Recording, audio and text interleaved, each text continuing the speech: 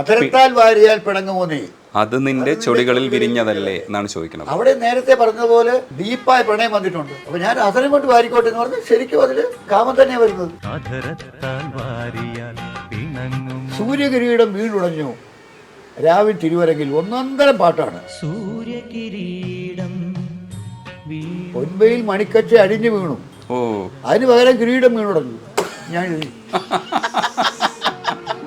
ഹൃദയം കൊണ്ടെഴുതുന്ന കവിത. ഈ ഭൂമിയിൽ ഒരു ദാമ്പത്യത്തിനും മഹാകവ്യം തുടരാൻ പറ്റില്ല. അതൊരു സങ്കല്പം. ഈ വാമനന്മാരെന്ന് പറയുന്നത് ഈ കുട്ടികൾ തന്നെയാണോ? ഒരു കാലത്ത് നിങ്ങളുടെ തലയെ ചവിട്ടാൻ യോഗ്യരായി വളരും. ഓ, അങ്ങനെ ഒരു ട്വിസ്റ്റ് ഉണ്ട് അതിന്. റോഡിൽ ഈ ഇത്തരത്തിലുള്ള മരീചിക പോലുള്ള കാണുമ്പോൾ ഞാൻ പഴയ പാട്ട് പാടാറുണ്ട്. കാരണം ഈ പ്രതീക്ഷ വിൽക്കുന്നു. അതെ, കാരണം ഈ മരീചിക പ്രതീക്ഷ വിൽക്കുകയല്ലേ. അതെ, നമുക്ക് ഇതാ വന്നു വന്നു ഇവിടെ ഉണ്ട്, ഞാനുണ്ട് ഇവിടെ. ഭയങ്കര സങ്കടം തോന്നിയ ഒരു വരികൾ. അങ്ങനെ ഇറങ്ങി വന്നപ്പോൾ ഒരു സ്ത്രീ കരഞ്ഞുകൊണ്ട് വന്ന് കൈ നീട്ടി. 10 പൈസ കൊടുത്തില്ല. ഇതിൽ നിന്നാണ് ഈശ്വരനേക്ക് പിരിഞ്ഞൊരു പാട്ടുണ്ടായത്. ഓൻവിയായിട്ട് ഞാൻ കുറച്ച് മാനസികമായ അകൽച്ചയൊക്കെ ഉണ്ടായിരുന്ന സത്യം പറയണം. തൂവാനത്തുമ്പിളിലെ പാട്ട് എഴുതുന്നത് ഓൻവിയാണ് ആദ്യം എഴുതിയത്. അത് മാറ്റിയാണ് ഞാൻ എഴുതിയത്. പത്മനാഭൻ സാറിന്റെ ശബ്ദം ഉപയോഗിച്ചിരിക്കുന്നത് എനിക്ക് ഭയങ്കര ഇഷ്ടമാണ്.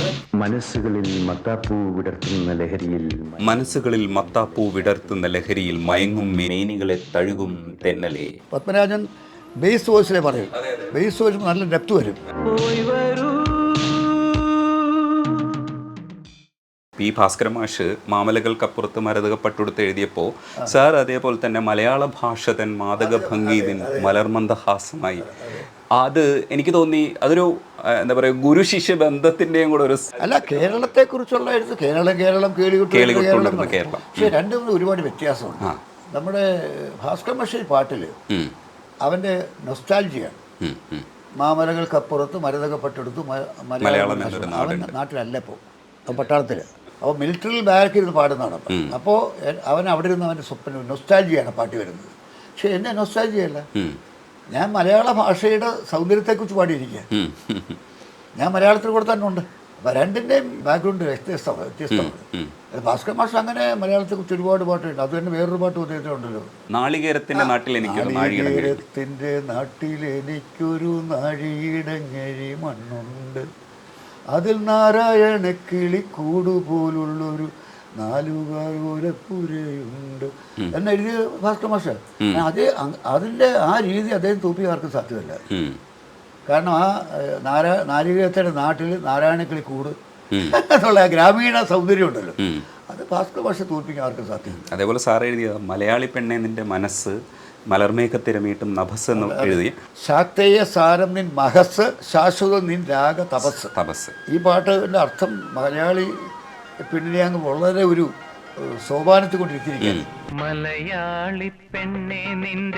മലയാളി പെണ്ണിന്റെ മനസ്സ് മലർമേഘ തിര നീന്തും നഭസ്, ആകാശം. മലർമേഘം എന്ന് പറഞ്ഞാൽ നല്ല നിറമുള്ള മേഘം, കാർമേഘമല്ല. മലർമേഘ തിര നീന്തും നഭസ്. ശാക്തേയം നിൻ മഹസ്. ശാക്തേയം എന്ന് പറഞ്ഞാൽ ശക്തിയിൽ നിന്ന് കിട്ടിയത്. ശാക്തേയം പരാശക്തി ദൈവികമാണ്. ശാശ്വതം നിൻ രാഗ തപസ്. ആ പ്രണയത്തിന് മാറ്റമില്ല, ശാശ്വതം അതിൻ്റെ പ്രണയം. അപ്പം ഈ പാട്ട് ഞാൻ ബന്ധുക്കൾ ശത്രുക്കളുടെ ഷൂട്ടിങ് ചെറുതുരുത്തി ഷൊർണൂർ ഭാഗത്തായിരുന്നു.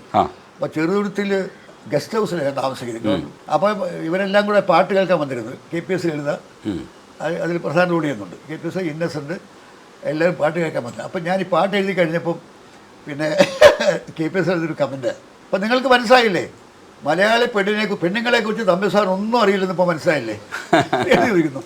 തമ്പി സാർ ശാശ്വത രാഗ തപസ്. ഇന്ന് വൃത്തനും പ്രേമിച്ച ആളെ വേർത്തനും പ്രേമിക്കുന്ന മലയാളി പെണ്ണ് എന്ന് ലളിത തന്നെ പറയാം. അപ്പോൾ ആനന്ദം വിട്ട് അപ്പോൾ മലയാളി പെണ്ണിനെക്കുറിച്ച് ഒരു സ്ത്രീയായ ലളിതയ്ക്കുന്നത് സത്യം പറയണ്ട സാർ ചുമ്മാ സങ്കല്പമല്ലേ പറയുന്നത്.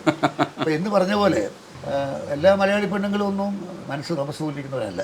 മൗനം പോലും മധുരം ഈ മധുനിലാവിൻ മഴയിൽ ഭയങ്കര രസമുള്ള ഒരു താളമുള്ള പാട്ടാണ്. നിന്റെ മൗനം പോലും മധുരം ഈ മധുനിലാവിൻ മഴയിൽ. സാഗര സംഗമത്തിലെ പാട്ടാണ്. അത് തെലുങ്ക് പടമാണ്, ഡബ് ചെയ്ത ഡബിങ് പടത്തിലെ പാട്ടാണ്. പക്ഷെ അവരുടെ ലിപ്പില്ല, ആ പാട്ടത്തിൽ ലിപ്പില്ല. അപ്പോൾ എനിക്ക് സ്വാതന്ത്ര്യം കിട്ടിയത്. അപ്പോൾ അവിടെ ആ സിറ്റുവേഷൻ എന്താ പറഞ്ഞാൽ കമലഹാസനും ജയപ്രദയും അവർ തമ്മിൽ മാനസികമായി അടുത്തു, പക്ഷേ പ്രണയിക്കെന്ന് പറഞ്ഞിട്ടില്ല.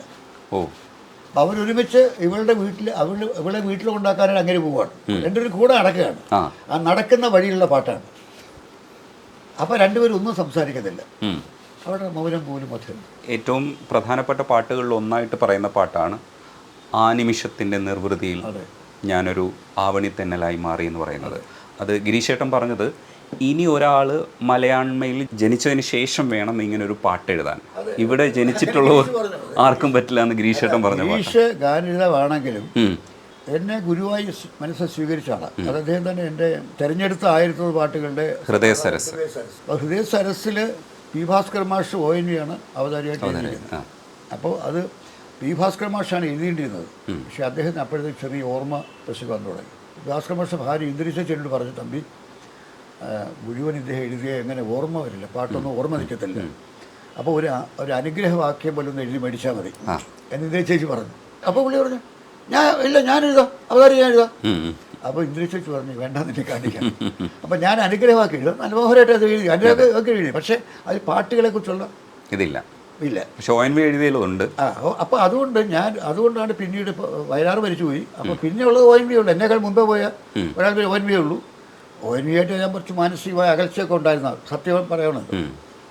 അപ്പോൾ അതുകൊണ്ട് പല കാരണങ്ങളെ ഇപ്പോൾ ഉദാഹരണം ഈ തൂവാനത്തുമ്പിളിലെ പാട്ട് എഴുതിയ ONV ആണ് ആദ്യം എഴുതിയത്. അത് മാറ്റിയാണ് ഞാൻ എഴുതിയത്. അപ്പോൾ അതുകൊണ്ട് അദ്ദേഹത്തിന് എന്നോട് കുറച്ച് മാനസിക അകൽച്ചയുണ്ട് പല കാരണങ്ങൾ. അപ്പോൾ മാത്രമല്ല പി ഭാസ്കരൻ ONV എന്ന ത്രിമൂർത്തികളെ കുറിച്ച് പറഞ്ഞു നിന്നുകൊണ്ടിരിക്കുന്ന സമയത്താണ് ശ്രീവാനബി വരുന്നത്. അപ്പോൾ ഒരു കാലഘട്ടത്തിൽ ONV പാട്ട് എഴുതിയില്ല. ഞാനപ്പോൾ തിരക്കായിരുന്നു എനിക്ക്. അപ്പോൾ ആളുകൾ പി ഭാസ്കരൻ വയലാർ ONV എന്നുള്ളത് മാറ്റി പി ഭാസ്കരൻ വയലാർ തമ്പി എന്ന് പറഞ്ഞു. അതും സ്വാഭാവികമായിട്ട് ONVക്ക് ഇഷ്ടപ്പെടുകയില്ല. അപ്പോൾ അതുകൊണ്ട് അദ്ദേഹത്തിനൊരു അകൽച്ച ഉണ്ടായിരുന്നു. ആ അകൽച്ചയിലാണ് അദ്ദേഹത്തോട് പോയി ഞാൻ പറഞ്ഞത്. കാരണം എനിക്ക് എൻ്റെ 2-3 പുരസ്കാരങ്ങൾ അദ്ദേഹം തന്നില്ല. ഇതൊക്കെ എൻ്റെ അനുഭവങ്ങളാണ്, തുറന്ന് സത്യമാണ്, ഒരു അപവാദങ്ങളല്ല, സത്യമാണ്. അപ്പോൾ സാഹിത്യ അക്കാദമിയുടെ എൻ്റെ കവിതയ്ക്ക് 31ാമത്തെ വയസ്സിൽ കിട്ടേണ്ടത് അദ്ദേഹം തന്നില്ലത്. അദ്ദേഹം ഉണ്ടായിരുന്ന കമ്മിറ്റി അദ്ദേഹം എതിർപ്പുണ്ട് കിട്ടാത്തത് തകഴിച്ചേട്ടാ എന്നോട് പറയുന്നത്. തകഴിച്ചേട്ടൻ കള്ളം പറയേണ്ട ആവശ്യമില്ല. അപ്പോൾ അങ്ങനെ അനുഭവം കൊണ്ടുവരും. അപ്പോൾ എനിക്കും അകൽച്ച ഉണ്ടായിരുന്നു. പക്ഷെ ഞാൻ ഈ കവിത പാട്ടുകൾ എഴുതി കഴിഞ്ഞപ്പോൾ അദ്ദേഹം ഒരു കവിയാണ്, ഞാൻ പോയി പറഞ്ഞാൽ അനുസരിച്ചെങ്കിൽ എഴുതുമെങ്കിൽ എഴുതട്ടെ എന്നാൽ ഞാൻ പോയി. ഞങ്ങൾ പിണങ്ങിയിരിക്കുമ്പോഴും ഏതെങ്കിലും പൊതു സദസ്സിൽ വെച്ച് ONV കണ്ടാൽ ഞാൻ പോയി കാലിൽ തൊട്ട് വരും. അതെൻ്റെ സ്വഭാവമാണ്. എൻ്റെ അമ്മ എന്നെ പഠിപ്പിച്ചത്. നിന്നേക്കാൾ മുതിർന്നവരും നിന്നേക്കാൾ കഴിവുള്ളവരും നിൻ്റെ ഗുരുസ്ഥാനീയരെ കണ്ട കാലിൽ തൊട്ടുകൾ. എനിക്ക് ഇഷ്ടമോ അനിഷ്ടമോ നോക്കരുത്, നീ തൊഴുന്ന ഗുരുവിനെയാണ് എന്ന് ഓർക്കണം. എൻ്റെ അമ്മ പഠിപ്പിച്ച ഒരുപാട് പാഠങ്ങളുണ്ട്. അതിൻ്റെ ജീവിതത്തിൽ എപ്പോഴും ഒരു താളം തന്നെയാണ് ആ പാഠങ്ങൾ. അപ്പോൾ ഞാൻ ചെന്നപ്പോൾ അദ്ദേഹത്തിന് ഇഷ്ടമായി. ഞാൻ എഴുതാൻ മതിയോ? ഞാൻ പറയാം ഭാസ്കർ മാഷ് എഴുതണമെന്ന് എൻ്റെ ആഗ്രഹം. പക്ഷെ അദ്ദേഹത്തിന് നല്ല സുഖമില്ല. അപ്പോൾ അതുകൊണ്ട് എൻ്റെ മുന്നാലെ പോയി വരാൻ ആരും ഇപ്പോൾ ഇല്ലല്ലോ. അതുകൊണ്ട് ചേട്ടൻ എഴുതിക്കൊള്ളാം, എനിക്കിതൊരു പ്രിവിലേജ് അല്ലേ, എഴുതാം എന്ന് അദ്ദേഹം പറഞ്ഞു. നല്ലവരും എഴുതുകയും ചെയ്തു, എഴുതി തന്നു. അതിനകത്ത് പി ഭാസ്കർ മാഷ് ഒരു പേര്, പിന്നെ ONVയുടെ അവതാരിക. ആ സമയത്ത് ഗിരീഷ് പുത്തഞ്ചേരി എന്നെ വിളിക്കുന്നു. ചേട്ടൻ്റെ ഗാനസഹാരം ഇറങ്ങിയല്ലേ, അതിൽ എനിക്കൊരു പേജ് എഴുതണം. അത് പ്രയാസമാണ് ഗിരീഷ്. എന്താ അത് ഭാസ്കർ മാഷ് ONV എഴുതി കഴിഞ്ഞു. ആ 2 മൂന്നാമതൊരെണ്ണം വന്നാൽ DC ബുക്സ് സമ്മതിക്കത്തില്ല, അത് ശരിയുമല്ല. അതല്ലേ എൻ്റെ ഞാൻ തുറന്നു പറയാമല്ലോ, ചേട്ടൻ്റെ പാട്ടുകളാണ് ആ പാട്ടുകളാണ് എന്നെ കൊണ്ട് എഴുതിക്കുന്നത്. ഞാൻ പരസ്യമായി പറഞ്ഞിട്ടില്ല, പരസ്യമായി പറയാൻ ഒക്കത്തില്ല. അപ്പോൾ തമ്പി സാറിൻ്റെ പടം മൂട്ടിക്കെന്ന് പറയും. പക്ഷേ ഇത് സത്യമാണ്. അപ്പം ഞാൻ ഉടനെ പറഞ്ഞൊരു മറുപടി, അത് നീ പറയാൻ ശരിയല്ല. സൂര്യകിരീടം വീടുടഞ്ഞു രാവിൻ തിരുവരങ്ങിൽ ഒന്നൊന്നരം പാട്ടാണ്. അത്രയും മനോഹരമായ ഒരു പാട്ട് എഴുതിയ നീയെ ഒട്ടും മോശമല്ല, എന്നേക്കാൾ ഒട്ടും മോശം നീ ഗ്രേറ്റ് റൈറ്ററാണ്. സൂര്യകിരീടം അപ്പം പണ്ട് പെട്ടെന്ന് പറഞ്ഞ മറുപടി, അതോടുകൂടി എനിക്ക് ഗിരീഷിനോട് ബഹുമാനം തോന്നി. ചേട്ടാ അതും തമ്മിൽ ചേട്ടൻ്റെ സ്പിരിറ്റാ. അതും എന്താണ്, പൊൻവയിൽ മണിക്കച്ച അഴിഞ്ഞു വീണു, അതിന് പകരം കിരീടം വീണുടഞ്ഞു. ഞാൻ എഴുതി. സത്യം പറയാനുള്ള മനോഭാവം, തുറന്നു പറയാനുള്ള, അതുകൊണ്ട് എനിക്ക് ഗിരീഷിനെ വലിയ ഇഷ്ടമാണ്. പിന്നെ ഗിരീഷ് മരിക്കുമ്പോൾ ഞാൻ പോയി, ഞാൻ ഹോസ്പിറ്റലിൽ കിടക്കുമ്പോൾ പോയി, ഞാനുള്ളപ്പോഴാണ് മരിക്കുന്നത്. മൃതശരീരത്തിൽ പിന്നാലെ ഞാനും പോവുക കാറിൽ. അവിടെ കൊണ്ട് കിടത്തി വീട്ടിനകത്ത് പോയി കാണുമ്പം ഒരാഴ്ച മുമ്പ് ഞങ്ങൾ കണ്ടപ്പോൾ എനിക്ക് ഓടക്കുഴൽ പുരസ്കാരം കിട്ടിയ സമയത്ത് ഗിരീഷ് പ്രസംഗിക്കാൻ വന്നു. അതും എങ്ങനെയാണ്, അത് മഹാകവി ജിയുടെ മകൻ എം അച്യുതനാണ് അതിൻ്റെ ഓടക്കുഴൽ അവാർഡിൻ്റെ ആൾ. അദ്ദേഹത്തെ വിളിച്ച് അദ്ദേഹം ഗിരീഷിനെ പഠിപ്പിച്ചിട്ടുണ്ട്.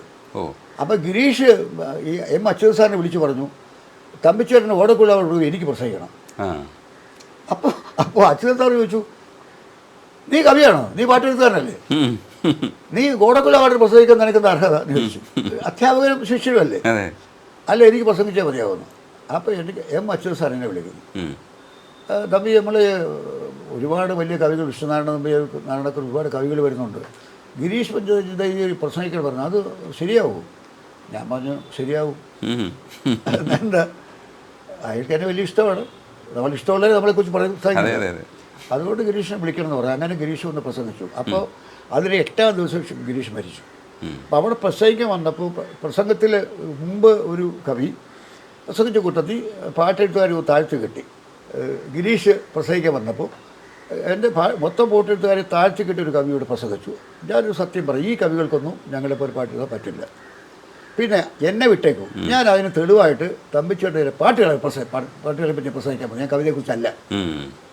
ആ പാട്ടുകൾ എങ്ങനെ കവിതകളാകുമെന്ന് കവികൾക്ക് മനസ്സിലാകും എന്ന് പറഞ്ഞ് എൻ്റെ കുറേ പാട്ടുകൾ ഈ ആഘോഷ നിർവൃതിയിലടക്കം എടുത്തിട്ട് അതിൻ്റെ പ്രയോഗങ്ങൾ ഉപയോഗങ്ങളൊക്കെ പറഞ്ഞ് ഒരു പ്രസംഗം ചെയ്തു. അത് കഴിഞ്ഞ് ഇറങ്ങി വന്നപ്പോൾ അത് എന്നെ കെട്ടിപ്പിടിച്ചു. ചേട്ടാ എനിക്ക് നമ്മൾ കെട്ടിപ്പിടിച്ച് നിൽക്കുന്ന ഒരു ഫോട്ടോ വേണം. നമ്മൾ ഒരുപാട് ഫോട്ടോ ഉണ്ടോ, എത്ര ഫോട്ടോ എടുത്തിട്ടുണ്ട്, എവിടെയൊക്കെ വെച്ചെടുത്തിട്ടുണ്ട്, അതല്ല, ഞാൻ ചേട്ടനെ കെട്ടിപ്പിടിച്ച് നിൽക്കുന്ന ഫോട്ടോ വേണം. അപ്പോൾ അവിടെ ക്യാമറ എടുത്തുകൊണ്ട് ക്യാമറ ആയിട്ട് വന്ന ആളെ വിളിച്ച് പറഞ്ഞു ഞങ്ങളൊരു ഫോട്ടോ എടുക്കണം. അപ്പോൾ എന്നെ കെട്ടിപ്പിടിച്ചിട്ട് ഫോട്ടോ എടുത്തു. നാളെ രാവിലെ ഞാൻ പോവും, എനിക്ക് രാത്രി തരണം കോപ്പി. ഞാൻ ഇവനെ മരിച്ചു കഴിഞ്ഞ് ഞാൻ വീട്ടിൽ ചെന്നപ്പോൾ ഇവനെ കിടത്തിയിരിക്കുന്ന ആ ആളിന് നേരെ മേലെ നമ്മൾ ക്യാമറ ടിറ്റപ്പ് എന്ന് പറയും, ആ ഫോട്ടോ ഫ്രെയിം ചോദിച്ചിരിക്കുക. അപ്പോൾ അതായിരുന്നു ഗിരീഷിനുള്ള ബന്ധം. അതുകൊണ്ടാണ് ആ പുസ്തകത്തിൽ ഗിരീഷ് എഴുതാൻ ഞാൻ സമ്മതിച്ചതും ആദ്യ കവിതാ സമാഹാരം വരുന്നത് മരിച്ചു കഴിഞ്ഞാൽ. അപ്പോൾ ഭാര്യ ബീന എന്നെ വിളിച്ചു പറഞ്ഞു, ചേട്ടൻ്റെ ഏറ്റവും വലിയ ആഗ്രഹം കവിതാ സമാഹാരത്തിൽ തമ്പിച്ചേട്ടൻ അവതാരം എഴുതുന്നായിരുന്നു. ആ സമയത്ത് മാതൃഭൂമി ബുക്സിൽ ഞാൻ സ്വല്പം ഒരു അകൽച്ച ഉണ്ടായിരുന്നു. അപ്പോൾ മാതൃഭൂമി ബുക്സിൽ വിളിച്ചു പറഞ്ഞപ്പോൾ അവർ പറഞ്ഞില്ല, തമ്പി സാറോട് ഞങ്ങൾ ചെറിയ അഭിപ്രായത്തില്ല, തമ്പി സാറ് ഞങ്ങളുടെ പുസ്തകം എഴുതത്തില്ല, എൻ്റെ ആത്മകഥാവരാ ഭവിഷ്യരിക്കുന്നത് പറഞ്ഞു. ബീന എന്നെ വിളിച്ചു, ചേട്ടാ ഇങ്ങനെ മാതൃഭൂമി വിളിച്ചപ്പോൾ ഇങ്ങനെ പറഞ്ഞു, ചേട്ടൻ അത് മറക്കണം, ഇത് എൻ്റെ അദ്ദേഹത്തിന് ഏറ്റവും വലിയ ആഗ്രഹമായിരുന്നു, ചേട്ടൻ തന്നെ അവതാരം എഴുതണമെന്ന്. ഞാൻ അവതാരം എഴുതി കൊടുത്തു. അപ്പോൾ ആകെയുള്ള ഗിരീഷിൻ്റെ ഒരു കഥാസമാഹാരത്തിൽ എൻ്റെ അവതാരമേ ഉള്ളത്. പിന്നെ എൻ്റെ മുൻപ് പോയ പറയിൽ വർസറ്റൈൽ ആയിരുന്നു ഗിരീഷ് പുത്തഞ്ചേരി, പറയാൻ നോക്കില്ല, വർസറ്റൈൽ, അതായത് ഏത് രീതിയിലും എഴുതും, എന്തും എഴുതും. നമ്മൾ പാട്ട് പരിശോധിച്ചാൽ പറയും ഏത് ലെവലിലും എഴുതാൻ കഴിയും. ഉദാഹരണം ഇപ്പം പിന്നെയും ആരോ കിനാവിൻ്റെ അവരെ പിന്നെ അതുപോലെ വളരെ ഡൗൺ ടു എർത്തായിട്ട് വളരെ ലളിതമായിട്ട് എഴുതും. അപ്പം അങ്ങനെയുള്ള ചലച്ചിത്ര ഗാനം എഴുതാൻ എടുക്കാനായിരുന്നു, യാതൊരു സംശയമില്ല. സാറിൻ്റെ വേറൊരു പാട്ടിൽ എനിക്ക് അതിന് അർത്ഥം കറക്റ്റായിട്ട് കിട്ടിയിട്ടില്ല, എങ്കിലും എനിക്ക് ധാരണയുള്ളത് ഉത്സവ കൊടിയേറ്റ കേളി എൻ്റെ ഉല്ലാസ ദേവാലയത്തിലാണ് നടന്നിട്ടുള്ളത്. ശില്പങ്ങൾ പോലും ഇന്നാടും നിന്റെ സ്വപ്നത്തിൻ കൂത്തമ്പലത്തിൽ. ശരിക്കും ഈ ശാരദക്കുട്ടി നിരീക്ഷിക്കുന്നത് ഈ ഉത്സവങ്ങളെന്ന് പറയുന്നത് യുവാക്കളുടെയും യുവതികളുടെയും പ്രേമത്തിൻ്റെ ഉത്സവങ്ങൾ കൂടിയായിരുന്നു. അപ്പോൾ അതുകൊണ്ട് ആ ഉത്സവങ്ങൾ, ഈ ഉത്സവം എന്ന് പറയുന്നത് അങ്ങനെ ഒരു പ്രേമോത്സവം കൂടിയാണ്. ആ അർത്ഥത്തിലാണോ അതിനെ വായിക്കുന്നത്? അതങ്ങനെ, കാരണം വെച്ച് കഴിഞ്ഞാൽ ഈ ക്ഷേത്രം പ്രണയം മുട്ടിടുന്ന ഒരു സ്ഥലമാണ്. എല്ലാവരും അനുഭവത്തുണ്ടാകും. കാരണം നമ്മൾ ക്ഷേത്ര ദീപാരാധന തൊഴുതു നിൽക്കുമ്പോൾ പെട്ടെന്ന് നമ്മുടെ കണ്ണുകൾ പോകുമ്പോൾ നല്ലൊരു പെണ്ണ് നിൽക്കുന്നു, അതെ, നമ്മൾ അവളെ നോക്കും. അപ്പോൾ അത് തന്നെ ഞാൻ തുറന്നെഴുതിയൊരു പാട്ടുണ്ട്, കർപ്പൂരദീപത്തിൻ കാന്തിയിൽ കണ്ട് ഞാൻ നിന്നെ ആ സന്ധ്യയിൽ, ദീപാരാധന നേരത്ത് നിൻ മിഴിദീപങ്ങൾ തൊഴുതു ഞാൻ. അത് വ്യക്തമായി എന്ന് പറഞ്ഞ പോലെ ഇപ്പോൾ നമ്മൾ ഉത്സവം എന്ന് പറയുന്നത് ഒരു പ്രണയത്തിൻ്റെ, പലർക്കും പ്രണയോത്സവം കൂടിയാണത്. അത് പക്ഷേ ഇവിടെ അത് മാത്രമല്ല, ഇവിടെ ഉത്സവ കൊടിയേറ്റ കേളി എന്ന് പറഞ്ഞാൽ എൻ്റെ ഉല്ലാസ ദേവാലയത്തിൽ 2 പേർക്കും മനസ്സിൽ പ്രണയം തോന്നിക്കഴിഞ്ഞ് ഞാൻ പറയാൻ പോവാണ്. ഇത് രഹസ്യമായിട്ട് നമുക്ക് പറയാം. ഞാൻ നിന്നോട് പറയും എൻ്റെ പ്രേമത്തെക്കുറിച്ച്, ഞാൻ ഇങ്ങനെ പറയും നിൻ്റെ പ്രണയത്തെക്കുറിച്ച് എന്നൊക്കെ എഴുതാം. പക്ഷെ ഞാനവിടെ എന്താ വെച്ചാൽ ഉത്സവമാണ്, ഇവരുടെ ഉത്സവം തുടങ്ങുകയാണ്, പ്രണയത്തിന് ഉത്സവം തുടങ്ങുകയാണ്. അപ്പം ഉത്സവ കൊടിയേറ്റമാണ്. കാരണം പറയാൻ പോകുന്നത് ഉത്സവ കൊടിയേറ്റ കേളി എൻ്റെ ഉല്ലാസ ദേവാലയത്തിൽ, ഉല്ലാസം പറഞ്ഞ് ഇനി സന്തോഷം ദേവാലയത്തിൽ, എൻ്റെ ദേവാലയമാണ്, അതെ, എൻ്റെ ഉല്ലാസ ദേവാലയത്തിലാണ് കൊടിയേറ്റ്. അതെ, അല്ല വെറും അമൃത കൊടിയേറ്റതല്ല പറയുന്നത്. ഉത്സവ കൊടിയേറ്റ കേളി എൻ്റെ ഉല്ലാസ ദേവാലയത്തിൽ, സ്വപ്നങ്ങൾ പോലും ഇന്നാടും എൻ്റെ സ്വപ്നത്തിൽ, ശില്പങ്ങൾ പോലും ഇന്നാടും. കാരണം ശില്പങ്ങൾ നിശ്ചലമല്ലേ. പക്ഷേ ഈ പ്രണയം എന്ന് പറയുന്നത് തുടങ്ങിക്കഴിഞ്ഞാൽ ശില്പങ്ങൾ പോലും നിർത്തത്തിൽ. അത് പ്രണയം മാത്രമാണ്, രതി എത്രത്തോളം അതിനകത്ത് സങ്കല്പിക്കാം. അതെ, പ്രണയം. ശില്പങ്ങൾ പോലും ഇന്നാടും നിന്റെ സ്വപ്നത്തിൻ കൂത്തമ്പലത്തിൽ, നിന്റെ സ്വപ്നത്തിൻ്റെ കൂത്തമ്പലത്തിൽ ശില്പങ്ങൾ ആടും. എല്ലാം അങ്ങനെയല്ല. ഇവിടെ സ്വപ്നത്തിൽ എന്തൊക്കെ സംഭവിക്കും? അതെ, റിയൽ അല്ല. അതുകൊണ്ട് ഏതുപരമാണെങ്കിലും നമുക്ക് സങ്കല്പിക്കാം, പോവാം. കാരണം ശില്പങ്ങൾ പോലും, ശില്പങ്ങൾ ആടുമോ? അതെ, ശില്പങ്ങൾ സ്വപ്നത്തിന്റെ കൂത്തമ്പലത്തിലാടും. അതെ, സാധാരണ കൂത്തമ്പലത്തിലാടില്ല, പക്ഷെ സ്വപ്നങ്ങളുടെ കൂത്തമ്പലത്തിലാടും. അതെ, അതെ. അതായത് എൻ്റെ പാട്ടുകളിൽ ചില മൈന്യൂട്ട് കാര്യങ്ങളുണ്ട്, അത് എല്ലാവർക്കും മനസ്സിലാവില്ല. അതെ, കുറച്ചുകൂടെ ആഴത്തിൽ നോക്കണം. അത് മനസ്സിലാക്കി കുറച്ച് ഭാഷാപരമായ അറിവ് കൂടുതൽ വേണം. പിന്നെ പ്രണയം എന്താണെന്ന് അറിയണം. ഒരുപാട് കാര്യങ്ങളുണ്ട്. സംഗീതത്തിന് താളമുണ്ട്. അപ്പോൾ സംഗീതത്തിൻ്റെ താളത്തിൽ എൻ്റെ അക്ഷരങ്ങളുടെ താളം ലയിപ്പിക്കുക എന്നുള്ളതാണ്. ഇപ്പം 2 താളം കൂടെ ചേരുമ്പോൾ ഈ പാട്ട് ഹിറ്റാകും. ഒരു ഉദാഹരണം മാത്രം പറയും. ഇലഞ്ഞിപ്പൂമണം ഒഴുകി വരുന്നു, ഇന്ദ്രിയങ്ങളിൽ അത് പടരുന്നു, ഇന്നും അവസാനിച്ചു. ആ ലിറിക്കൽ ഋതം വന്നു. ഈ ഇലഞ്ഞിപ്പൂമണം ഒഴുകി വരുന്നു, ഇന്നും അവസാനിച്ചു. ഇന്ദ്രിയങ്ങളിൽ അത് പടരുന്നു. പകൽക്കിനാവൻ പനിനീർ മഴയിൽ പണ്ട് നിൻമുഖം പകർന്ന ഗന്ധം. അക്ഷരങ്ങളുടെ താളം വന്നു. പകൽക്കിനാവിൻ പനിനീർ മഴയിൽ പണ്ട് നിൻമുഖം പകർന്ന ഗന്ധം. അപ്പോൾ എത്ര 4 പാ വന്ന് വീണു. ആ ഋതമാണ്. അപ്പോൾ ഈ ലിറിക്കൽ ഋതവും സംഗീതത്തിൻ്റെ ഋതവും ചേരുമ്പോൾ സാധാരണ ഇല്ലാത്ത ഒരു പ്രത്യേകത പാട്ടിൽ വരും. ഒരു അസാധാരണത്വം വരും. ഇത് കണ്ടുപിടിച്ച ഒരു സംഗീത സംവിധാനം MS വിശ്വനാണ്.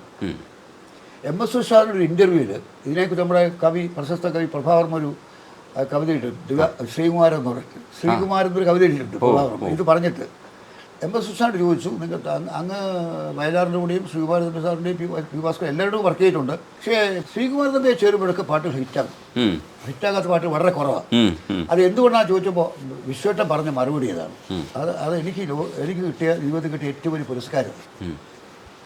തമ്പിയുടെ പാട്ട് ഞാൻ ട്യൂൺ ചെയ്യുന്നില്ല, തമ്പിയുടെ പാട്ടിൽ സംഗീതമുണ്ട്, ഞാനിത് കണ്ടുപിടിക്കുന്നു. മനസ്സിലായ? അതെന്തുകൊണ്ടാണ് അങ്ങനെ പറഞ്ഞത്?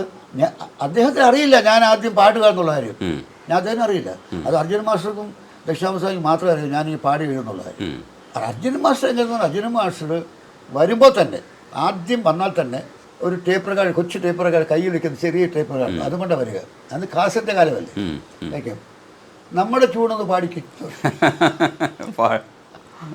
ഏത് പാട്ടാണെങ്കിലും അങ്ങനെയാണ് പറയുക. നമ്മുടെ ചൂടൊന്ന് പാടിക്കും. എന്നിട്ട് ഇത് റെക്കോർഡ് ചെയ്യും. ഇത് റെക്കോർഡ് ചെയ്ത് പോയി കഴിഞ്ഞ് പുള്ളി പറഞ്ഞു എനിക്കിൻ്റെ പ്രയാസമില്ല, പിന്നെ കമ്പോസ് ചെയ്ത് നമ്മൾ പാടി തന്ന സാധനം കേട്ടാൽ എനിക്ക് എങ്ങനെ, ഞാൻ ആ രാഗമൊന്നും എടുക്കത്തില്ല, പുള്ളി എൻ്റെ രാഗമൊന്നും എടുക്കില്ല, ഞാൻ പാടുന്ന രാഗത്തിൽ പുള്ളി ചെയ്യില്ല. ആ താളം മാറ്റും ചിലപ്പം. ഇപ്പോൾ ഇതിലെ കസ്തൂരി മണക്കുന്നതിന് എൻ്റെ താളമല്ല പുള്ളി ഇട്ടിരിക്കുന്നത്.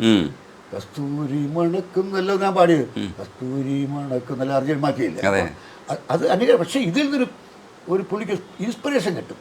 എൻ്റെ ട്യൂണിൽ നിന്ന് ഇത് ഗെറ്റ് ഇൻസ്പിറേഷൻ. ഞാൻ ഏത് വാക്കാ സ്ട്രെസ് ചെയ്തത് പാടിയപ്പോൾ, എവിടെ ഞാൻ ഗ്യാപ്പ് ഇട്ടത്, അതാ പുള്ളി ശ്രദ്ധിക്കുക. അപ്പം അദ്ദേഹം പറയുന്നത്, ഞാൻ അനാഥാലയത്തിൽ വളർന്നവനാണ്, 3 ക്ലാസ് വരെ പഠിച്ചോളൂ, 4ാം ക്ലാസ്സിൽ പൂർത്തിയാക്കിയില്ല, എനിക്ക് മലയാളം ഒന്നും കഴിവില്ല, ഈ കവിത ഒന്നും മനസ്സിലാകത്തില്ല.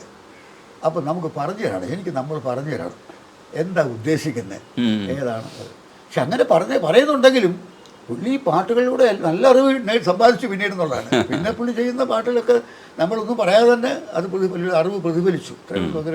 എല്ലാം പഠിച്ച് എടുത്ത. തീർച്ചയായിട്ടും. ഉത്രാടപ്പൂനിലാവേ വാ, മുറ്റത്തെ പൂക്കളത്തിൽ വാടിയ പൂവനിയിൽ ഇത്തിരി പാൽ ചുരത്താൻ വാ.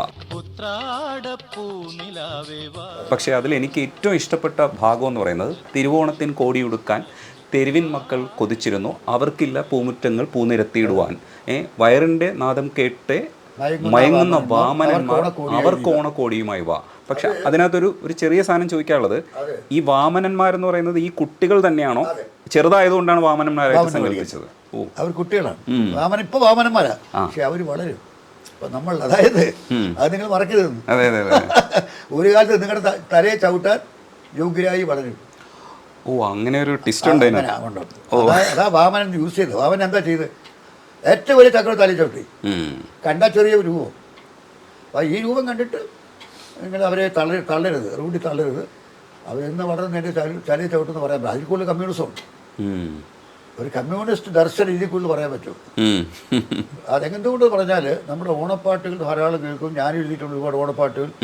പക്ഷെ ഓരോ ഓണപ്പാട്ടിൽ പോലും ഈ ദുഃഖിതരുടെ നമ്മൾ ആഘോഷമാണ്, ഉത്സവമല്ലേ. ഉത്സവത്തിന് ദുഃഖിതർക്ക് എന്താ സ്ഥാനം?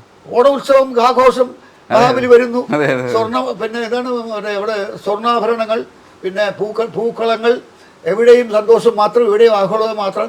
പക്ഷെ അതിനിടയ്ക്ക് റോഡ് സൈഡിൽ കിടന്നുറങ്ങുന്ന കുട്ടികളുണ്ട്.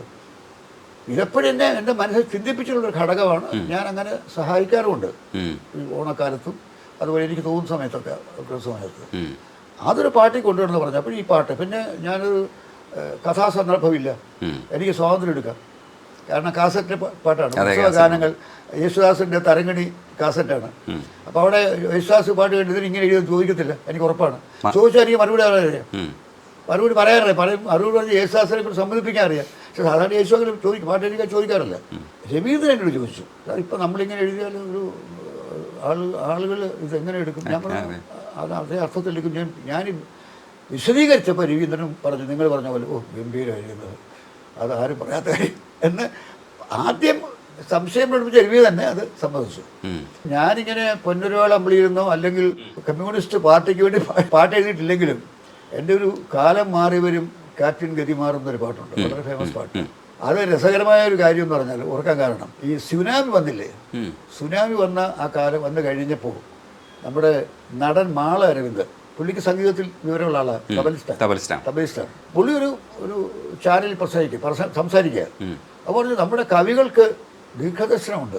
കാരണം സുനാമി വരുമെന്ന് നേരത്തെ ഒരു പാട്ട് വന്നിട്ടുണ്ട്, മലയാള പാട്ടിൽ. അത് കാലം മാറി വരും കാറ്റിൻ ഗതി മാറും, കടൽ കരയാവും, കര പിന്നെ കടലാകും. കണ്ടില്ലേ, കര കടലായിക്കൊണ്ടിരിക്കുകയല്ലേ. ഇത് കവി, അത് ഭാസ്കര മാസ്റ്ററുടെ ഒരു മഹത്വമാണത് എന്ന് പറഞ്ഞു. അത് ഈ പാട്ടിൻ്റെ ഉടവസ്ഥാനം മാളാരവിന്ദൻ ഡി ഭാസ്കറിന് കൊടുത്തു. ഡി ഭാസ്കർ എൻ്റെ ഗുരുവാണ്, അദ്ദേഹത്തിന് ഞാൻ പലതും പഠിച്ചിട്ടുണ്ട്. അപ്പോൾ അദ്ദേഹത്തിന് പേര് പറഞ്ഞ് എനിക്ക് വിരോധമില്ല. പക്ഷേ പാട്ട് ഞാൻ എഴുതിയതാണ്. അതിൽ ലാസ്റ്റ് വരികൾ പറയാനുണ്ട്. അഭയാർത്ഥി സംഘങ്ങൾ അജയ്യരായി ഉയരും, അരമന കോട്ടകൾ തകരും, അടിമതൻ കണ്ണിൽ നെരിയുന്ന നൊമ്പരം അഗ്നിനക്ഷത്രമായി വിടരും, നാളെ അഗ്നിനക്ഷത്രമായി വിടരും. ഇത് കൂടി കമ്മ്യൂണിസം ഉണ്ട്. ഒരു കമ്മ്യൂണിസ്റ്റും ഇത്രയും മനോഹരം എഴുതിയിട്ടില്ല. പറഞ്ഞ് വർത്താനം പറയുന്നല്ലോ, എന്താണ് കമ്മ്യൂണിസം. അപ്പോൾ അതുകൊണ്ട് നമ്മൾ വിപ്ലവമൊക്കെ എൻ്റെ വരികൾ വരും അത്യാവശ്യമുള്ളപ്പോൾ. വിപ്ലവ കവിയായിട്ട് മാറിയിരുന്നുള്ളേ ഉള്ളൂ.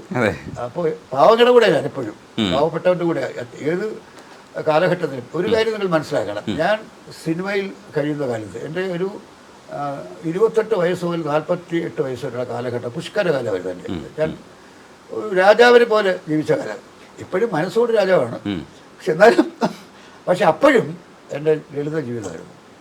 അതായത് എൻ്റെ കാറ്, ഞാൻ ജയിക്കാനെ ജനിച്ചിരുന്ന പടത്തിൽ നശിപ്പിക്കാൻ 2 കാറ് വാങ്ങി. ഫോറും ഫിയറ്റ്, അന്ന് ഫിയറ്റ് ഇറക്കുമതിയില്ല, 78. അപ്പോൾ ഫോറും ഫിയറ്റും ഒരു അംബാസഡറും വാങ്ങിച്ചു. ഇത് അവസാനത്തിൽ ഇത് നല്ലപോലെ ഓടണം. എന്താ കാര്യം വെച്ചാൽ നല്ല കാർ വേണം. എന്താ പറഞ്ഞാൽ ചെയ്സാണ്. ജയൻ കാറിൽ പോകുന്നു, നസീർ സാർ ചെയ്സ് ചെയ്യുന്നു. ഇവർ അവസാനം കൂട്ടിമുട്ടി അവസാനം ഇത് ഒരു ലെവൽ ക്രോസ് കടക്കുന്നു. ലെവൽ ക്രോസ് ജമ്പ് ചെയ്യണം. അപ്പോൾ ജമ്പ് ചെയ്യാൻ ബോംബെയിൽ നിന്ന് ആൾ വരണം. കാരണം നമ്മൾ ഈ ലെവൽ ക്രോസിൻ്റെ അടുത്ത് പോയിട്ട് ഇത് വെക്കണം, ഒരു ടാപ്പറായിട്ട് വെച്ചിട്ട് അതിൽ നിന്ന് ജമ്പ് ചെയ്യാൻ പറ്റില്ല, സ്ട്രൈറ്റ് ജമ്പ് ചെയ്യാൻ പറ്റില്ല. അപ്പോൾ ഇത് ക്യാമറയിൽ നിന്ന് ഒളിച്ചു വെക്കണം. അങ്ങനെ വളരെ പ്രയാസപ്പെട്ട് ജമ്പ് എടുക്കുന്നത്. ശശികുമാറാണ് ഡയറക്ടർ, പ്രൊഡ്യൂസർ. ഞാനും എഴുത്തുകാരനും പ്രൊഡ്യൂസറാണല്ലോ, ഞാനും കൂടെ ഉണ്ടല്ലോ. അപ്പോൾ അങ്ങനെ അത് എടുക്കുന്ന സമയത്ത് മേടിച്ച 2 കാർ, ഒന്ന് ഫിയറ്റും അംബാസഡറും, നല്ല വില കൊടുത്ത് വാങ്ങിച്ചത്. അത് അവസാനം അത് തകർന്നു പോയി. രണ്ട് തകർന്നു. കാരണം ജമ്പ് 2 ഷോട്ട് 2 ജമ്പ് കഴിയുമ്പോൾ 2 കാറും തീർന്നു. എഞ്ചിൻ മുഴുവൻ പോയി, സ്ഥലമെല്ലാം പോയി, ആക്സിൽ പോയി, പക്ഷെ ഒടിഞ്ഞു. അങ്ങനെ 2 കാറും. പക്ഷേ അപ്പോൾ ഞാൻ ചോദിച്ചപ്പോൾ നമ്മുടെ മെക്കാനിക്കോട് പറഞ്ഞത് എന്ത് ചെയ്യും, വല്ലതും കിട്ടുമോ, ആക്രിക്കാരെ കൊടുക്കാനും പറ്റും സാർ എന്ന് പറഞ്ഞു. അപ്പോൾ ആക്രിക്കാർ കൊടുക്കാനും പറ്റുമെന്ന് പറഞ്ഞാൽ നമ്മുടെ സ്ഥിരം മെക്കാനിക്ക് എൻ്റെ അംബാസഡറാണ്. സാർ ഇതൊരു ഫിയറ്റാണ്, ഇത് ഞാൻ കുറച്ച് കാശ് മുടക്കിയാൽ ഞാനിത് ശരിയാക്കി തരാം, സാറ് AC തരാം, ഇത് സാറിൻ്റെ വണ്ടിയാക്കണം. അപ്പം ഞാൻ പറഞ്ഞ മറുപടി എന്തിനാ AC കാർ, എല്ലാവരും ഈ വണ്ടിയല്ലേ പോകുന്നത്, എനിക്ക് AC കാറൊന്നും വേണ്ട. അങ്ങനെ ആ കാർ ഞാൻ വിറ്റു. ശരിക്കും ആഖിരി വിലയ്ക്ക് വിറ്റു. എന്നിട്ട് പോലും നന്നാക്കി ഉപയോഗിക്കാൻ ശ്രമിച്ചില്ല. അത് എപ്പോഴും ഞാൻ എന്നെ സംബന്ധിച്ചോളം ഏത് അവസ്ഥയിൽ വരുമ്പോഴും മനസ്സുകൊണ്ട് ഞാനാണ്. പക്ഷേ ബാഹ്യതലത്തിൽ ഞാൻ കരിമ്പാലത്തി വീട്ടിൽ ശ്രീ ഭവാനിയമ്മ തകച്ചിയുടെ മകൻ പഴയ ശ്രീമാരനാണ്. അമ്മ എന്നെ ശ്രീമാരാന്ന് വിളിച്ചത്, മനസ്സിലായി. അതിലൊരു മാറ്റമില്ല. ഞാൻ സംസാരിക്കുമ്പോൾ പലതും പറയും, പക്ഷേ ജീവിതം അങ്ങേറ്റം ലളിതമായ ജീവിതം. ഭക്ഷണം എല്ലാം വളരെ ലളിതമാണ്. ഒരു നുള്ളു കാക്കപ്പൂ കടം തരാമോ, ഒരു തുമ്പപ്പൂ അത് കഴിഞ്ഞിട്ടുള്ള വരികൾ എന്ന് പറയുന്നത് അധരത്താൽ വാരിയാൽ പിണങ്ങുമോ നീ, അത് നിന്റെ ചൊടികളിൽ വിരിഞ്ഞതല്ലേ എന്നാണ് ചോദിക്കുന്നത്. അവിടെ നേരത്തെ പറഞ്ഞതുപോലെ അത് കുറച്ച് പിന്നെ പ്രണയം ഉണ്ട്, ഡീപ്പായ പ്രണയം വന്നിട്ടുണ്ട്. കാടയിൽ ഒരു നുള്ളു കാക്കപ്പൂ കടം തരുമോ, ഒരു കൂന തുമ്പപ്പൂ പകരം തരാമെന്ന്. അതെ. അപ്പോൾ തിരിച്ചു പറഞ്ഞ് ഞാനിന്ന് നിന്റെ തുമ്പപ്പൂ ഞാൻ അധരം കൊണ്ട് വാരിക്കോട്ടെ, ഞാനൊന്ന് ചുംബിച്ചോട്ടെ തന്നെ അർത്ഥം. ഞാനൊരു ചുംബനം തന്ന് അത് കാരണം നിന്റെ ചിരി തുമ്പപ്പൂക്കളല്ലേ, നിന്റെ അധരത്തിൽ മുഴുവൻ എപ്പോഴും ചുമ്പപ്പൂ നിറഞ്ഞിരിക്കുകയല്ലേ. അപ്പോൾ അധരത്താൽ വാരിയാൽ പിണങ്ങുമോ നീ, അത് നിന്റെ ചുടികളിൽ വിരിഞ്ഞതല്ലേ. ഈ തുമ്പപ്പൂക്കെ നിന്റെ ചുടികളിൽ വിരിയുന്നു. അപ്പോൾ ഞാൻ അധരം കൊണ്ട് വാരിക്കോട്ടെ എന്ന് പറഞ്ഞാൽ ശരിക്കും അതിൽ ഒരു കാമം തന്നെയാണ് വരുന്നത്. ഫസ്റ്റ് പ്രയോറിറ്റി പ്രണയത്തിനാണ്, രണ്ടാമത്തെ പ്രയോറിറ്റിയാണ് പൂക്കൾക്കുള്ളത്. പൂക്കൾ അത്രേ ഉള്ളൂ, ഉറപ്പായിട്ടും. അത് ശരിക്കും ഒരു പൂവിന്റെ പാട്ടല്ല, അല്ല, ഒരിക്കലും പ്രണയഗാനമാണ്. അത് മൊത്തം പാട്ടിൽ അങ്ങനെ വരുന്നത്. അത് ഭയങ്കര രസമുള്ളൊരു ഭാവനയായിട്ട് തോന്നുന്നു. ചില ഫിലോസഫിക്കലായിട്ട് ഒരുപാട് പാട്ട് എഴുതിയിട്ടുണ്ട്. ഞാൻ ഇടയ്ക്കൊക്കെ ഈ റോഡിലൂടെ സഞ്ചരിക്കുന്ന സമയത്ത് ഈ റോഡിൽ ഈ ഇത്തരത്തിലുള്ള മരീചിക പോലുള്ള കാണുമ്പോൾ ഞാൻ പഴയ പാട്ട് പാടാറുണ്ട്. മരീചികയും മരീചികയും നിരാശ തന്നെ അപാരതയെ പ്രതീക്ഷ വിൽക്കുന്നുവോ എന്ന് ചോദിക്കും. ഇത് ഭയങ്കര രസമുള്ള പാട്ടാണ്. അത് പാടിക്കുന്നതും ഒക്കെ അസാധ്യമായിട്ടാണ്. ഇപ്പോഴും എക്സിസ്റ്റ് ചെയ്യുന്ന പാട്ടുകളിലൊന്നായിട്ട് എനിക്കത് തോന്നിയിട്ടുണ്ട്. അതും ശ്യാമിൻ്റെ ട്യൂൺ വെച്ച് എഴുതിയത്. കാരണം ഈ മരീചിക എന്ന് പറഞ്ഞാൽ ശരിക്കും മരുഭൂമിയിൽ ഉണ്ടാകുന്ന ഒരു സങ്കല്പം. അത് ശരിക്കും പറഞ്ഞാൽ നമ്മൾ ഈ മരുഭൂമിയിൽ യാത്ര ചെയ്ത് വരുമ്പോൾ അകലെ അവിടെ ജലമുണ്ട്, മരമുണ്ട്, ഒരു തോന്നലുണ്ടാവും. അതാണ് മരീചിക. അവിടെ വരുമ്പോൾ ഒന്നുമില്ല. അപ്പം അതാണ് മരീചിക നിരാശതൻ അപാരത. അതിനപ്പുറം നിരാശയുണ്ട്. നിറയെ ആശകൾ നിറച്ച് വെച്ചിട്ട് ഇതാ ഉണ്ട്, എനിക്ക് വെള്ളം കിട്ടി എന്ന് പറഞ്ഞ് പോയിട്ട് ഒന്നുമില്ലാത്ത അവസ്ഥ വരുമ്പോൾ ഉണ്ടാകുന്ന നിരാശയുടെ അപാരതയാണ്. അതാണ് മരീചികയും നിരാശൻ അപാരത. അവന്റെ പ്രണയവുമായി ബന്ധപ്പെട്ട സന്ദർഭം. അത് പ്രതീക്ഷ വിൽക്കുന്നു എന്നാണ് ചോദിക്കുന്നത്. കാരണം ഈ പ്രതീക്ഷ വിൽക്കുന്നു, അതെ. കാരണം ഈ മരീചികയെ പ്രതീക്ഷ വിൽക്കുകയല്ലേ. നമുക്ക് ഇതാ വന്നു ഇവിടെ ഉണ്ട്, ഞാനുണ്ട് ഇവിടെ, ഞാനുണ്ട് പറയല്ലേ. അപ്പോൾ അതുപോലെയാണ് അവന്റെ പ്രണയവും അങ്ങനെയായിരുന്നു. പ്രതീക്ഷ വിൽക്കുന്നു നീ, സഞ്ചാരി ഞാൻ, നിന്റെ ബാക്കി വരികളിൽ മരീചികയുടെ ആശയം വരുന്ന വരികളുണ്ട്. നിൻ പാഴ്ത്തുടുപ്പിന്റെ മരീചിക, അത് അവിടെ ഒരു തുടുപ്പ് പോലെ അനങ്ങുന്ന പോലൊക്കെ തോന്നും നമുക്ക്. നിൻ പാഴ്ത്തുടുപ്പുകളിൽ തുടുപ്പിന്റെ മിന്നലിൽ ഹോമിച്ച സഞ്ചാരി ഞാൻ, എന്റെ ഇത് തന്നെ ഹോമിച്ചു, എന്നെ തന്നെ ഹോമിച്ചു. അതാണ് മരീചിക, യാത്രക്കാരനാ മരീചിക കാണുന്നത്. അപ്പൊ മനസ്സിൽ ഞാൻ വിഷ്വൽസ് കാണുകയാണ് എഴുതുന്നത്.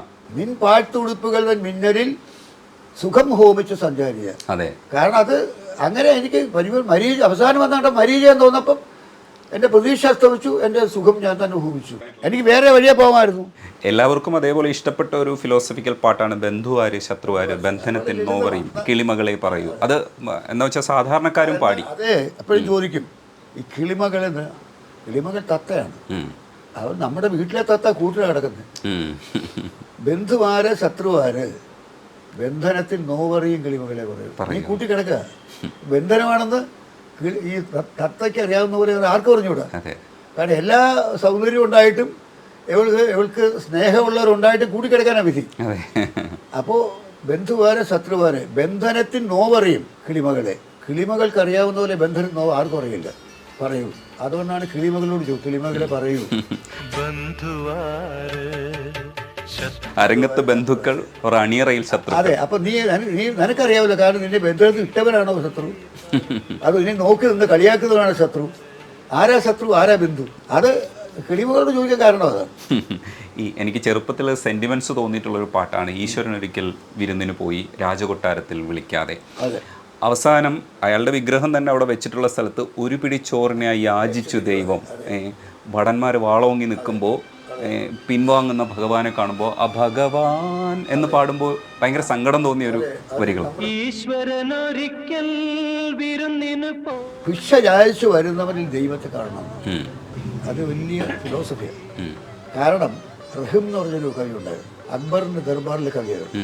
അദ്ദേഹത്തെ ഒരു ചെറിയ കവിതയിൽ അദ്ദേഹം പറഞ്ഞിട്ടുണ്ട്, ഭിക്ഷ യാചിക്കുന്നവൻ മരിച്ചവനാണ്, ഭിക്ഷ കൊടുക്കാത്തവൻ അവനേക്കാൾ മുമ്പേ മരിച്ചവനാണ്. ഇത് മനോഹരമായ ആശയം. അത് ഹിന്ദിയിൽ ദോഹ എന്ന് പറയും, 2 വരി കവിതയാണ്. ഹൈക്കു ഹൈക്കു എന്ന് പറയത്തില്ല. അതുപോലെ ഇത് എഴുതാനുള്ള കാരണം എന്താ പറഞ്ഞാൽ, തിരുപ്പതി പോയ സമയത്ത് ഒരു വലിയ പണക്കാരൻ കാറിൽ നിന്നിറങ്ങി. എൻ്റെ കല്യാണം കഴിഞ്ഞ സ്ഥലത്ത് ഭാര്യയൊന്നുമില്ല, ഞങ്ങൾ സുഹൃത്തുക്കൾ ഇങ്ങനെ കറങ്ങി നടക്കുന്ന സമയത്ത് ഒരു കാറിൽ വന്നിറങ്ങി ഒരു വലിയ പണക്കാരനെ. ഇപ്പോൾ ആരോ പറഞ്ഞു ഇവര് റെഡ്ഡി, ഇവർ ബ്ലാക്ക് മണി കൊണ്ടുവന്ന് അടക്കിടും. അപ്പോൾ അതൊരു തെലുങ്ക് ഫ്രണ്ടുണ്ട്. ആ തെലുങ്ക് ഫ്രണ്ടാണ് പറയുന്നത്, ഇയാൾ വന്നതിൽ വലിയ കോടീശ്വരനാണ്, ഇന്ന് തിരുപ്പതി മാസം 50-19 കോടി കിട്ടും. അങ്ങനെ ഇറങ്ങി വന്നപ്പോൾ ഞാൻ ആ പരിസരത്ത് തന്നെ ഉണ്ട്. ഒരു സ്ത്രീ കരഞ്ഞുകൊണ്ട് വന്ന് കൈ നീട്ടി, 10 പൈസ കൊടുത്തില്ല. ഇതിൽ നിന്നാണ് ഈശ്വരനേക്ക് പിരിഞ്ഞൊരു പാട്ടുണ്ടായത്. ഇത് വളരെ വർഷം മുമ്പ് ഞാൻ കണ്ട കാഴ്ചയാണ്. കാരണം കോടീശ്വരൻ വരുന്നു, ദൈവത്തിൻ്റെ പ്രതിനിധിയായിട്ട് ഒരു പ്രായമായ സ്ത്രീ കൈ നീട്ടുമ്പം ഒന്നും കൊടുക്കുന്നില്ല. അപ്പോൾ അവരെന്ത് ഭക്തിയുണ്ട്. അപ്പം ആ ഒരു ദൃശ്യത്തിൽ നിന്നാണ് എൻ്റെ മനസ്സിലാവുക. കാരണം ഈ സ്ത്രീയുടെ ഭാഗത്ത് ദൈവമാണെന്ന് വിചാരിക്കുക. അത് ഭിക്ഷക്കാരിയായിരുന്നു, പക്ഷെ ഞാനിപ്പോൾ ഭിക്ഷക്കാരനാക്കിയെന്നുള്ളൂ. അത് ഈശ്വരൻ ആണല്ലോ പറയുന്നത്, ഇപ്പോൾ പുല്ലിംഗമാണല്ലോ യൂസ് ചെയ്യുന്നത്. അപ്പോൾ ഈശ്വരൻ ഈശ്വരൻ ഭിക്ഷക്കാരനായിട്ടൊന്ന് പുറത്ത് നിൽക്കുക. അകത്ത് അങ്ങേരുടെ പടം വെച്ച് ആരാധിക്കുന്നു, അവിടെ ഉത്സവാഘോഷം നടക്കുന്നു, എല്ലാവരും മദ്യപിക്കുന്നു, ഭക്ഷണം കഴിക്കുന്നു, പലതരത്തിലുള്ള ഭക്ഷണം കഴിക്കും, എല്ലാം കഴിക്കും. പക്ഷേ ഇവിടെ എനിക്ക് ഒരു പിടി ചോറ് തരാൻ പറഞ്ഞ് ദൈവം പുറത്ത് നിൽക്കുക.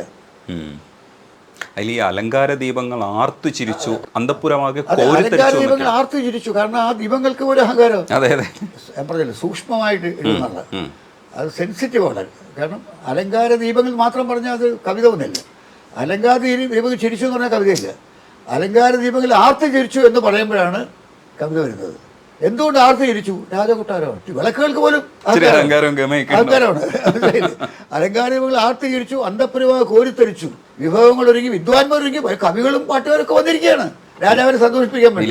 നൃത്തം തുടങ്ങി, നർത്തകികൾ അങ്ങനെയല്ലേ, പണ്ടങ്ങനല്ലേ, രാജാവിന് മുമ്പിൽ നൃത്തം ചെയ്ത് നമ്മൾ സിനിമകൾ കണ്ടില്ലേ, അതുപോലെ അങ്ങനെ ആ കാലമല്ലേ. അപ്പോൾ അങ്ങനെ എല്ലാം തുടങ്ങി. പക്ഷേ പുറത്ത് ഒരു പിടി ചോറിന് വേണ്ടി നിൽക്കുന്ന ഭിക്ഷക്കാരൻ. അപ്പം ഞാൻ പറയുന്നത് അവനാണ് ഈശ്വരൻ.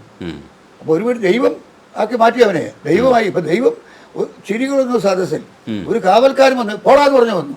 അപ്പം ചിരിച്ചുകൊണ്ട് പോയി ദൈവം. ദൈവം ചിരിച്ചു. കാരണം ഇവന്മാരൊന്നും അറിയാതെ, ഞാനാരാണെന്ന് അറിയാതെ, ഈശ്വര സങ്കല്പം എന്താണെന്ന് അറിയാതെ ഇവന്മാർ ആഘോഷിക്കുകയാണെന്ന് പറഞ്ഞ് അദ്ദേഹം പോയി. ദാമ്പത്യത്തെക്കുറിച്ച് സാർ എഴുതിയിട്ടുള്ളതാണ് ഹൃദയം കൊണ്ട് എഴുതുന്ന കവിത. പ്രണയാമൃതത്തിൻ ഭാഷ അർത്ഥമനർത്ഥമായി കാണാതിരുന്നാൽ, അക്ഷരത്തെറ്റ് വരുത്താതിരുന്നാൽ അത് മഹാകാവ്യം. ദാമ്പത്യം ഒരു മഹാകാവ്യം. അതൊരു കാര്യം മനസ്സിലാക്കണം, ദാമ്പത്യം ഒരു മഹാകാവ്യം എന്ന് നേരിട്ട് ഞാൻ പറഞ്ഞിട്ടില്ല. അക്ഷരത്തെറ്റ് വരുത്താതിരുന്നാൽ നോക്കാം, അത് മറക്കരുത്. അതെ, അങ്ങനെയാണെങ്കിൽ നോക്കാം. ഹൃദയം കൊണ്ടെഴുതുന്ന കവിത. ഒരു കാര്യം വളരെ വ്യക്തമായി പറയാം. അപ്പം ഈ ഭൂമിയിൽ ഒരു ദാമ്പത്യത്തിനും മഹാകാവ്യം എഴുതാൻ പറ്റില്ല. അതൊരു സങ്കല്പമാണ്. കവി സ്വപ്നം കാണുന്നവരാണ്. സ്വപ്നം കാണാത്തവൻ കവിയല്ല, അവന് പറ്റില്ല. സ്വപ്നം കാണുന്നവരെ കവി, അവന് സ്വപ്നം കാണല്ല, അവൻ്റെ സ്വപ്നമാണ് കവിതയായിട്ട് മാറുന്നത്. ആ സ്വപ്നം സങ്കല്പമാകും, സങ്കല്പവും സ്വപ്നവും ചേർന്ന കവിതയാകും. അല്ലെങ്കിൽ സ്വപ്നം മാത്രം കവിതയാകും, സങ്കല്പം മാത്രം കവിതയാവില്ല. സങ്കല്പത്തിൽ ഒരു സ്വപ്നത്തിൻ്റെ ഒരു രശ്മി വന്ന് വീഴുമ്പോഴാണ് കവിതയായിരുന്നു. അപ്പോൾ അതുകൊണ്ട് അതെൻ്റെ ഒരു സ്വപ്നമാണെന്ന് വിചാരിച്ചോളൂ, അതൊരു സത്യമല്ല. കാരണം എൻ്റെ ഒരു സ്വപ്നമാണ് ആ കവിത.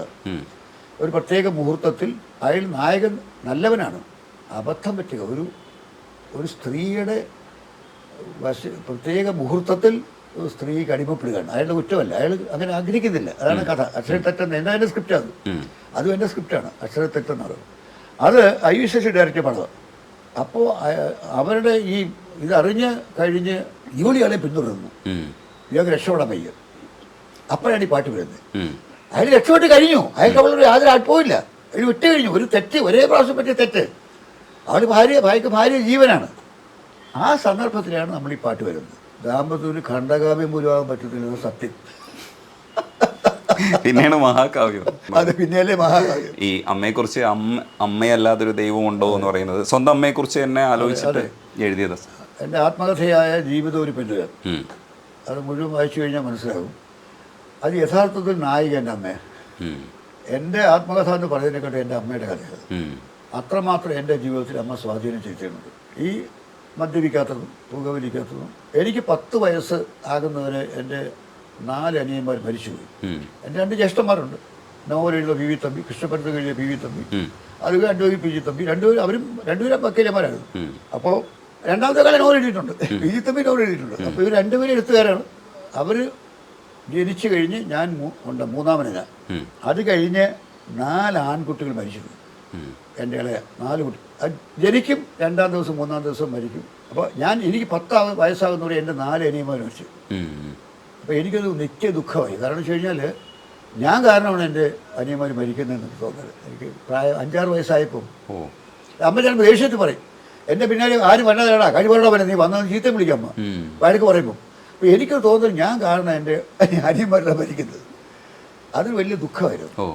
അപ്പോൾ അതുകൊണ്ട് ഈ 10 വയസ്സിൽ എനിക്കൊരു നേട്ടം കിട്ടിയ അനിയന്മാരില്ലാത്തതുകൊണ്ട് 10 വയസ്സിൽ അമ്മയുടെ ഇളയ കുട്ടിയായി. അപ്പോൾ 10 വയസ്സിൽ എൻ്റെ അനിയത്തി ജനിക്കുന്നവരെ അമ്മയോടെ ഞാൻ ഉറങ്ങുന്നത്, അമ്മയോടെ കിടക്കുന്നത് ആട്ടുപെട്ടിൽ. ഞങ്ങൾക്ക് ആട്ടുകെട്ടിൽ പറയും, പഴയ തറവാടല്ലേ, തൂക്കുമഞ്ചം ആട്ടുകെട്ടിലാണ് കിടക്കുന്നത്. അപ്പോൾ അച്ഛൻ അല്പം തിരുത്തരപരമായി പെരുമാറുന്ന ആളും മദ്യപാനിയായിരുന്നു. അതുപോലെ ജന്മി, വലിയ ജന്മി. അദ്ദേഹം കാരണം അമ്മ കരയും. അപ്പോൾ ഈ ദാമ്പത്യത്തിൽ അമ്മ രാത്രി ഒരുപാട് കരയുന്ന സമയത്ത് ഞാൻ മടിയിൽ ഉറങ്ങി കിടക്കായിരുന്നു. ഈ അമ്മയുടെ കണ്ണീര് വീണ് ഞാൻ ഉണരും. അപ്പം ഞാൻ അമ്മയെന്ന് വിളിക്കും. ഞാൻ അമ്മ എന്തിനാ അമ്മ കരയെന്ന് ചോദിച്ചു. അപ്പോൾ അതമ്മ ഒരിക്കൽ പറഞ്ഞത്, എനിക്ക് 10 വയസ്സായി, ഒരു കാര്യം ഓർത്തു, എൻ്റെ കണ്ണീര് നിൻ്റെ മുഖത്ത് വീണതുപോലെ നിൻ്റെ മോൻ്റെ കണ്ണീര് നിൻ്റെ ഭാര്യയുടെ മുഖത്ത് വീഴാൻ ഇടവരുത്തരുത്, നീ കുടിക്കരുത്. അച്ഛൻ്റെ മദ്യപാനാണെന്ന് ദുഃഖിപ്പിച്ചത്, അമിതമായ മദ്യപാൻ. അപ്പോൾ അത് ഞാൻ ഇന്ന് വരെ പാലിച്ചു. ഗ്രേറ്റ്. അങ്ങനെ മദ്യപിക്കാതെ തന്നെ ഞാൻ എൻ്റെ അമ്മയോടുള്ള വാക്ക് പാലിച്ചു. അതുകൊണ്ടാണ് മദ്യപിക്കാത്ത. അല്ലാതെ സിനിമയിൽ മദ്യപിക്കാത്ത അവസരങ്ങളുണ്ട്. മദ്യപിക്കാത്തവർ എനിക്ക് അനേക അവസരങ്ങൾ നഷ്ടപ്പെട്ടിട്ടുണ്ട്. അനേക അവസരങ്ങൾ, ബിസിനസ് ബന്ധങ്ങൾ മദ്യപിക്കാത്തവർ തകർന്നിട്ടുണ്ട്. ഞാൻ മദ്യപിക്കില്ല, നമുക്കൊരു പാർട്ടി വരും, നമുക്ക് സംസാരിക്കാം ബിസിനസ്. ഇല്ല, ഞാൻ മദ്യപിക്കില്ല, ഇയാളെ കൊണ്ട് കൊള്ളിക്കില്ല എന്ന് പറഞ്ഞ് വിട്ടവരുണ്ട്. മദ്യം കൊണ്ട് നേടാവുന്ന പലതുണ്ട്. നിങ്ങൾക്ക് 1 ലക്ഷം രൂപ നേടാൻ കഴിഞ്ഞ ഒരു കുപ്പി മദ്യം കൊണ്ട് നേടാൻ പറ്റും. ഇതൊക്കെ എനിക്കറിയാം, പക്ഷേ വഴിയെ പോയില്ല. അത് വേണ്ടെന്ന്. അതെ, അത് അമ്മയെ ഓർത്ത് അങ്ങനെ ചെയ്തത് നന്നായി. ഫിലോസഫിക്കലി പാട്ടിൽ തൽക്കാല ദുനിയാവ് കണ്ട് നീ മയങ്ങാതെ എപ്പോഴും മരണം നിൻ കൂടെയുണ്ട് മറക്കാതെ എന്ന് പറയുന്നുണ്ട്. അത് ഒരു വിളിച്ചു പറയുന്ന പോലെ ആണ് ആ പാട്ട്. അത് എല്ലാവരിലും എത്തിയിട്ടുണ്ട്, എല്ലാ കാതുകളിലും. അല്ല, ഒന്നാമത്തെ കാര്യം, എൻ്റെ ഫിലോസോഫിക്കൽ സോങ്സ് ഇത്രയും പോപ്പുലാരിറ്റിയുള്ള കാരണം ഞാൻ ഈ എല്ലാ ഫിലോസോഫിക്കൽ സോങ്സും ഞാൻ ഉപയോഗിക്കുന്ന ഭാഷ വളരെ ലളിതമാണ്. ചിരിക്കുമ്പോൾ കൂടെ ചിരിക്കാൻ 1000 പേർ വരും, കരയുമ്പോൾ കൂടെ കരയാൻ നിൻ നേരിൽ മാത്രം വരും, സുഖം ഒരു നാൾ വരും വിരുന്നുകാരൻ, ദുഃഖമോ പിരിയാത്ത സ്വന്തം. ആർക്കെങ്കിലും മനസ്സിലാത്ത ഒരു പദം ഉണ്ടായിരുന്നു. വളരെ ലളിതമാണ്. അപ്പോൾ എല്ലാവരും ലളിതമാണ്. തൽക്കാലം ദുനിയാവെന്ന് പറഞ്ഞാൽ ദുനിയാവെന്നുള്ള മുസ്ലിങ്ങൾ ഉപയോഗിക്കുന്ന വാക്കാണ്. ഈ ലോകം എന്ന അർത്ഥത്തിൽ സാധാരണ മുസ്ലിം ഈ ദുനിയാവിൽ എത്ര ആൾ ജീവിക്കാൻ പറ്റും എന്ന് പറയുന്നത് അവരുടെ സ്ഥിരം. കാരണം എപ്പോഴും നമ്മുടെ മാപ്പിള മലയാളത്തിൽ ഉറുദു വാക്കുകൾ കലർന്നിട്ടുണ്ട്. ഉറുദു അറബിയുടെ പറഞ്ഞിട്ടുണ്ട്. അപ്പോൾ അതുകൊണ്ട് തൽക്കാല ദുനിയാവ്, ഇന്ന് കാണുന്ന ലോകം കണ്ടു നീ മയങ്ങാതെ. എപ്പോഴും ഇപ്പം നീ സന്തോഷമായിരിക്കും, എനിക്കിപ്പോൾ ഒരുപാട് സ്വർണം കാണും, പണം കാണും, പക്ഷെ എപ്പോഴും മരണം ഞാൻ കൂടി കൊണ്ട് മറക്കാതെ. കാരണം നമ്മൾ ജനിക്കുന്ന നിമിഷം പോലും മരണം നമ്മളുണ്ട്. അതെ, അതിനേക്കാളും ഒരു പടി മുകളിലാണ് സുഖം എവിടെ, ദുഃഖം എവിടെ, ആശയം എവിടെ. അവസാനം ആശയും നിരാശയും ഒക്കെ എന്താണ്? അതും സുഖമെവിടെ ദുഃഖമെവിടെ വിലയ്ക്ക് വാങ്ങി വീണ ആ പാട്ടിനൊരു വലിയ പ്രത്യേകത ഉണ്ട്. പറഞ്ഞാൽ എൻ്റെ ഗുരു നിർമ്മിച്ച സംവിധാനിച്ച പടത്തിലൂടെ ഞാനിൻ്റെ പാട്ടാണ്. വിലയ്ക്ക് വാങ്ങി വീണ ഈ ഭാസ്കരൻ നിർമ്മിച്ച ചിത്രം, അദ്ദേഹം സംവിധാന ചിത്രം. എന്നോട് പറയുക അദ്ദേഹം സംഭാഷണം എഴുതുക. കാരണം ഇതൊരു മ്യൂസിക്കലാണ്, ഒരു മ്യൂസിക്. അപ്പോൾ എൻ്റെ പാട്ടുകൾ അദ്ദേഹത്തിന് ആദ്യം പോലെ ഇഷ്ടമാണ്. എന്നോട് പറയും, തമ്മിയുടെ നല്ല പാട്ടുകളാണ്, ഇത് അങ്ങനെ കീപ്പപ്പ് ചെയ്യും, മാറ്റരുത്, നല്ല പാട്ടുകളാണ്. ഇപ്പോഴും പറയും എന്നെ കാണുമ്പോൾ. അങ്ങനെ വയലാറിന് ഓയിൽമെൻറ്റോട് പറഞ്ഞിട്ടില്ല, ഭാസ്കർ ഭാഷ മാത്രമേ പറഞ്ഞിട്ടുള്ളൂ. ഞങ്ങളുടെ തമ്പി നോക്കിക്കോ, തമ്പി ഇവിടുത്തെ ടോപ്പ് എഴുത്തുകാരനാവും, നല്ല 1-ാം തരം പാട്ടാന്ന് പറയാം. അപ്പോൾ അത് എന്നോട് പറഞ്ഞു, ഇങ്ങനെ കാക്കത്തമ്പരാടി എന്ന എൻ്റെ നോവലിൽ ഞാൻ സ്ക്രിപ്റ്റ് എഴുതി, അദ്ദേഹം ഡയറക്റ്റ് ചെയ്തു. അത് കഴിഞ്ഞ ഉടനെ അദ്ദേഹം പറഞ്ഞു, എൻ്റെ അടുത്തോടെ തമ്പി എഴുതുന്നു, നമുക്കൊരു മ്യൂസിക്കൽ എടുക്കാം. നമുക്കെന്നാ പറയുന്നത്, നമുക്കൊരു മ്യൂസിക്കൽ എടുക്കാം, ഒരു പാട്ടുകാരൻ്റെ കഥ കാണാം, തമ്പി എഴുതും, പിന്നെ പാട്ടുകൾ 2 മണിക്ക് എഴുതാം, നമുക്കൊരു മ്യൂസിക്കൽ ഹിറ്റാക്കണം. മ്യൂസിക്കൽ ഹിറ്റായി. അതിന് ഞാൻ എഴുതിയ പാട്ടാണ്. അത്ഭുതം എന്ന് പറഞ്ഞാൽ ആ പാട്ടിനും ഈശ്വരനൊരിക്കൽ വിരുന്നിന് പോയി എന്ന പാട്ടിനും ചേർത്ത് എനിക്ക് ആദ്യത്തെ സംസ്ഥാന അവാർഡ്. അതായത് ഗുരുവിൻ്റെ ചിത്രത്തിന് വേണ്ടി എഴുതിയ പാട്ടിന് എനിക്ക് അവാർഡ്. ഗുരുവായിട്ട് മത്സരിക്കുന്നു. അടിപൊളി. അതാ എൻ്റെ ഗുരുത്വം. അതാണ് സൂപ്പർ. ഈ ഒരിക്കൽ ഗുരുവിന് വേണ്ടി വീട് വെച്ച് കൊടുത്തിട്ടുണ്ടോ? മദ്രാസിലെ വീട് ഞാൻ വെച്ചോ? ഭാസ്കരൻ മാഷ് അല്ല, നിങ്ങളിപ്പോൾ ആദ്യം എൻ്റെ കുറേ അധികം പറഞ്ഞല്ലോ കാര്യങ്ങൾ. 25 പ്രൊഡ്യൂസ് ചെയ്തു, 3000 പാട്ട് എഴുതി, 80 തിരക്കെഴുതി. അതിന് കൂടുതൽ പറയാത്ത ഒരു കാര്യമുണ്ട്. മദ്രാസിൽ 10-30 വീടുകൾ വെച്ചു. മദ്രാസ് സിറ്റിയിൽ, ചെന്നൈ നഗരത്തിൽ 10-30 വീടുകൾ വെച്ചു. തമിഴ്നാട്ടിൽ ഉയർന്നു നിൽക്കുന്ന അനേകം വാട്ടർ ടാങ്കുകൾ ഞാൻ ഡിസൈൻ ചെയ്തത്. അപ്പോൾ അതൊന്നും എൻ്റെ കണക്കിൽ വരുന്നില്ല. കാരണം അത് വേറെ എനിക്ക് മാത്രം അറിയാവുന്ന കാര്യങ്ങളാണ്. കാരണം വെച്ചാൽ നമ്മൾ ചെയ്തു കൊടുത്ത് പൈസ വാങ്ങിച്ച്. ഇടയ്ക്ക് എഞ്ചിനീയറിംഗ് പ്രൊഫഷൻ നിർത്തിയത് എന്തുകൊണ്ടാണ്? സിനിമയുടെ തിരക്കാണോ? അതെ അതെ. ആദ്യത്തെ ഒരു പടത്തിൽ നമുക്ക് ആദ്യം ഒരു ചാൻസ് തന്നാൽ അതിൻ്റെ ഫലം അറിയാതെ ഒരു നിർമ്മാതാവും പിന്നീട് ഒരു ചാൻസ് തരില്ല. പ്രത്യേകിച്ച് സിനിമയിൽ ഭയങ്കര ഈ ജ്യോതിഷ വിശ്വാസമില്ല. എല്ലാം രാശിയില്ലാത്തവരാ, പടം പൊട്ടിപ്പോയി വേണ്ട എന്ന് പറയും. അപ്പോൾ കാട്ടുമല്ലിക എന്ന പടം പാട്ട് എഴുതി കഴിഞ്ഞു, പാട്ടുകൾ കേട്ടു. ചില വരികളെക്കുറിച്ച് അദ്ദേഹം ഭയങ്കര അപ്രീഷിയേറ്റ് ചെയ്തു. പി സുബ്രഹ്മണ്യ മലയാളിയാണ്, ഡെല്ലാൻഡിലെ പി സുബ്രഹ്മണ്യ മലയാളിയാണ്. അപ്പോൾ അത് കഴിഞ്ഞ് ഞാൻ പോയി 3 മാസമായില്ല, പടം ഇറങ്ങിയിട്ടില്ല. ഫോൺ, ഞാനിപ്പോൾ അസിസ്റ്റൻറ്റ് ടൗൺ പ്ലാനാണ് കോഴിക്കോട്ട്, town planning office assistant town പ്ലാനാണ്. അപ്പോൾ എന്നെ വിളിച്ചു. അപ്പോൾ എനിക്ക് ഫോൺ വന്നു. അന്ന് മൊബൈലൊന്നും ഇല്ലല്ലോ, ഫോണല്ലേ. നമുക്ക് ഓഫീസ് ഫോൺ വന്നു, പ്യൂൺ വന്ന് പറയും സാറേ ഫോൺ വന്നിട്ട് സാറെന്ന് പറയും. ഞാൻ അവിടെ ചെല്ലുമ്പോൾ ഞാൻ സുബ്രഹ്മണ്യ എല്ലാവരും തമ്പി അതിന് ലീവ് എടുക്കാൻ പറ്റുമോ, ഇങ്ങോട്ടൊന്ന് വാ, എന്താണ് അടുത്ത പടത്തിന് പാട്ട് കയറും. അപ്പം ഞാൻ പറഞ്ഞു മുതലാളി കഴിഞ്ഞ ഇവിടെ ഇറങ്ങിയില്ലല്ലോ. അതാ ഇറങ്ങാതെ അടുത്ത പടം എടുത്തുകൂടെ? ഇതൊരു ഭയങ്കര ആദ്യ പടം കാട്ടുപടമല്ലായിരുന്നു, നമുക്കൊരു നല്ല കുടുംബ കഥ എഴുതുക, അതിലെ പാട്ട് എഴുതുക. അങ്ങനെ പ്രിയതമ എന്ന അടുത്ത പടത്തിൽ എന്നെക്കൊണ്ട് പാട്ട് എഴുതിക്കുക. അപ്പോൾ ഇത് എനിക്ക് കിട്ടിയൊരു വലിയ ഭാഗ്യമാണ്. കാരണം എൻ്റെ പാട്ടുകളുടെ റിസൾട്ട് ജനങ്ങൾ എന്ത് പറയുന്ന അറിയാതെ എനിക്ക് രണ്ടാമത്തെ അവസരം കിട്ടുകയാണ്. എന്നെക്കൊണ്ട് എഴുതാൻ പറ്റിയ ആളാണ്, അത് മനസ്സിലായി. അല്ലെങ്കിൽ രണ്ടാമത്തെ പടം തരുമോ? അടുത്ത പടം തരില്ലല്ലോ. അപ്പം അങ്ങനെ അന്നപ്പോൾ എനിക്ക് ഒരു ആത്മവിശ്വാസം വന്നു, എനിക്ക് എഴുതാൻ പറ്റും. അങ്ങനെ ഇവിടെ ഒന്ന് എഴുതി. അപ്പോൾ തിരിച്ചു പോയി കഴിഞ്ഞപ്പോൾ എനിക്ക് അവിടെ ക്വസ്റ്റ്യൻ വന്നു ഡിപ്പാർട്ട്മെൻറ്റ്. അന്ന് ഇന്നത്തെ പോലെ അല്ല, അന്ന് ഡിപ്പാർട്ട്മെൻറ്റിൽ പ്രൊഫഷണൽസ് എന്ന് പറയുന്നവർ വേറെ പണി ചെയ്യാൻ പാടില്ല. ഇപ്പം ഡോക്ടർമാരും എഞ്ചിനീയർമാരും വേറെ ജോലി ചെയ്യാൻ പാടില്ല, വേറെ പ്രതിഫലം വാങ്ങാൻ പാടില്ല എന്ന നിയമമുണ്ട്. അല്ലെങ്കിൽ ഇവരെ കൊണ്ട് പ്രത്യേക സാക്ഷരൊക്കെ വാങ്ങിക്കണം, മന്ത്രിയൊക്കെ കണ്ട. അതൊക്കെ ഒരു വർഷമല്ലേ പറ്റുള്ളൂ, സ്ഥിരമായി പാട്ട് എഴുതാനാവുന്നില്ലല്ലോ. അപ്പോൾ അങ്ങനെ അപ്പോൾ എനിക്കൊരു ഡിഒ വന്നു, ഒരു തൂക്കിക്കൊല്ലെന്ന് പറഞ്ഞ് കത്തയക്കും. ഞാനിങ്ങനെ തെറ്റ് ചെയ്തോണ്ട് തൂക്കിക്കൊല്ലുന്ന മര്യാദയ്ക്ക് എഴുതുന്നൊക്കെ പറഞ്ഞ് കത്ത് വരും. അപ്പോൾ ഇത് കേട്ടാൽ വിറയ്ക്കും ആൾക്കാർ. ഞാനിതുകൊണ്ട് ചിരിച്ചു. ഇവർക്ക് എന്നെ എന്ത് ചെയ്യാൻ പറ്റും? ഇവർക്ക് ആദ്യം അസിസ്റ്റന്റ് ആൾക്ക് മാറ്റാൻ പറ്റും, വേറെ ഒന്നും ചെയ്യാൻ പറ്റില്ലല്ലോ. ഇപ്പോൾ ശ്രീകുമാരൻ തമ്പിയുടെ കാവ്യരചന വാസന എടുത്തുകളയാൻ പറ്റുമോ? ഇല്ലല്ലോ. എനിക്ക് വാട്ടർ ടാങ്ക് ഡിസൈനും പടം പിന്നെ കെട്ടിടം കെട്ടാനുള്ള കഴിവ് എടുത്തുകളയാൻ പറ്റുമോ? ഇല്ലല്ലോ. എനിക്ക് വേറെ വർക്ക് ചെയ്യാമല്ലോ. അപ്പോൾ ഞാൻ എന്ത് ചെയ്തു? രാജിവെച്ചു ധൈര്യമായിട്ട്. വീട്ടിൽ ഭയങ്കര പ്രശ്നം ഉണ്ടായി, ഭയങ്കര പ്രോബ്ലം ഉണ്ടായി. അപ്പോൾ എനിക്ക് മദ്രാസ് കോർപ്പറേഷനിൽ ജോലി കിട്ടി, ടൗൺ പ്ലാനിങ്, അവിടെ ടൗൺ പ്ലാൻ സെക്ഷനിൽ.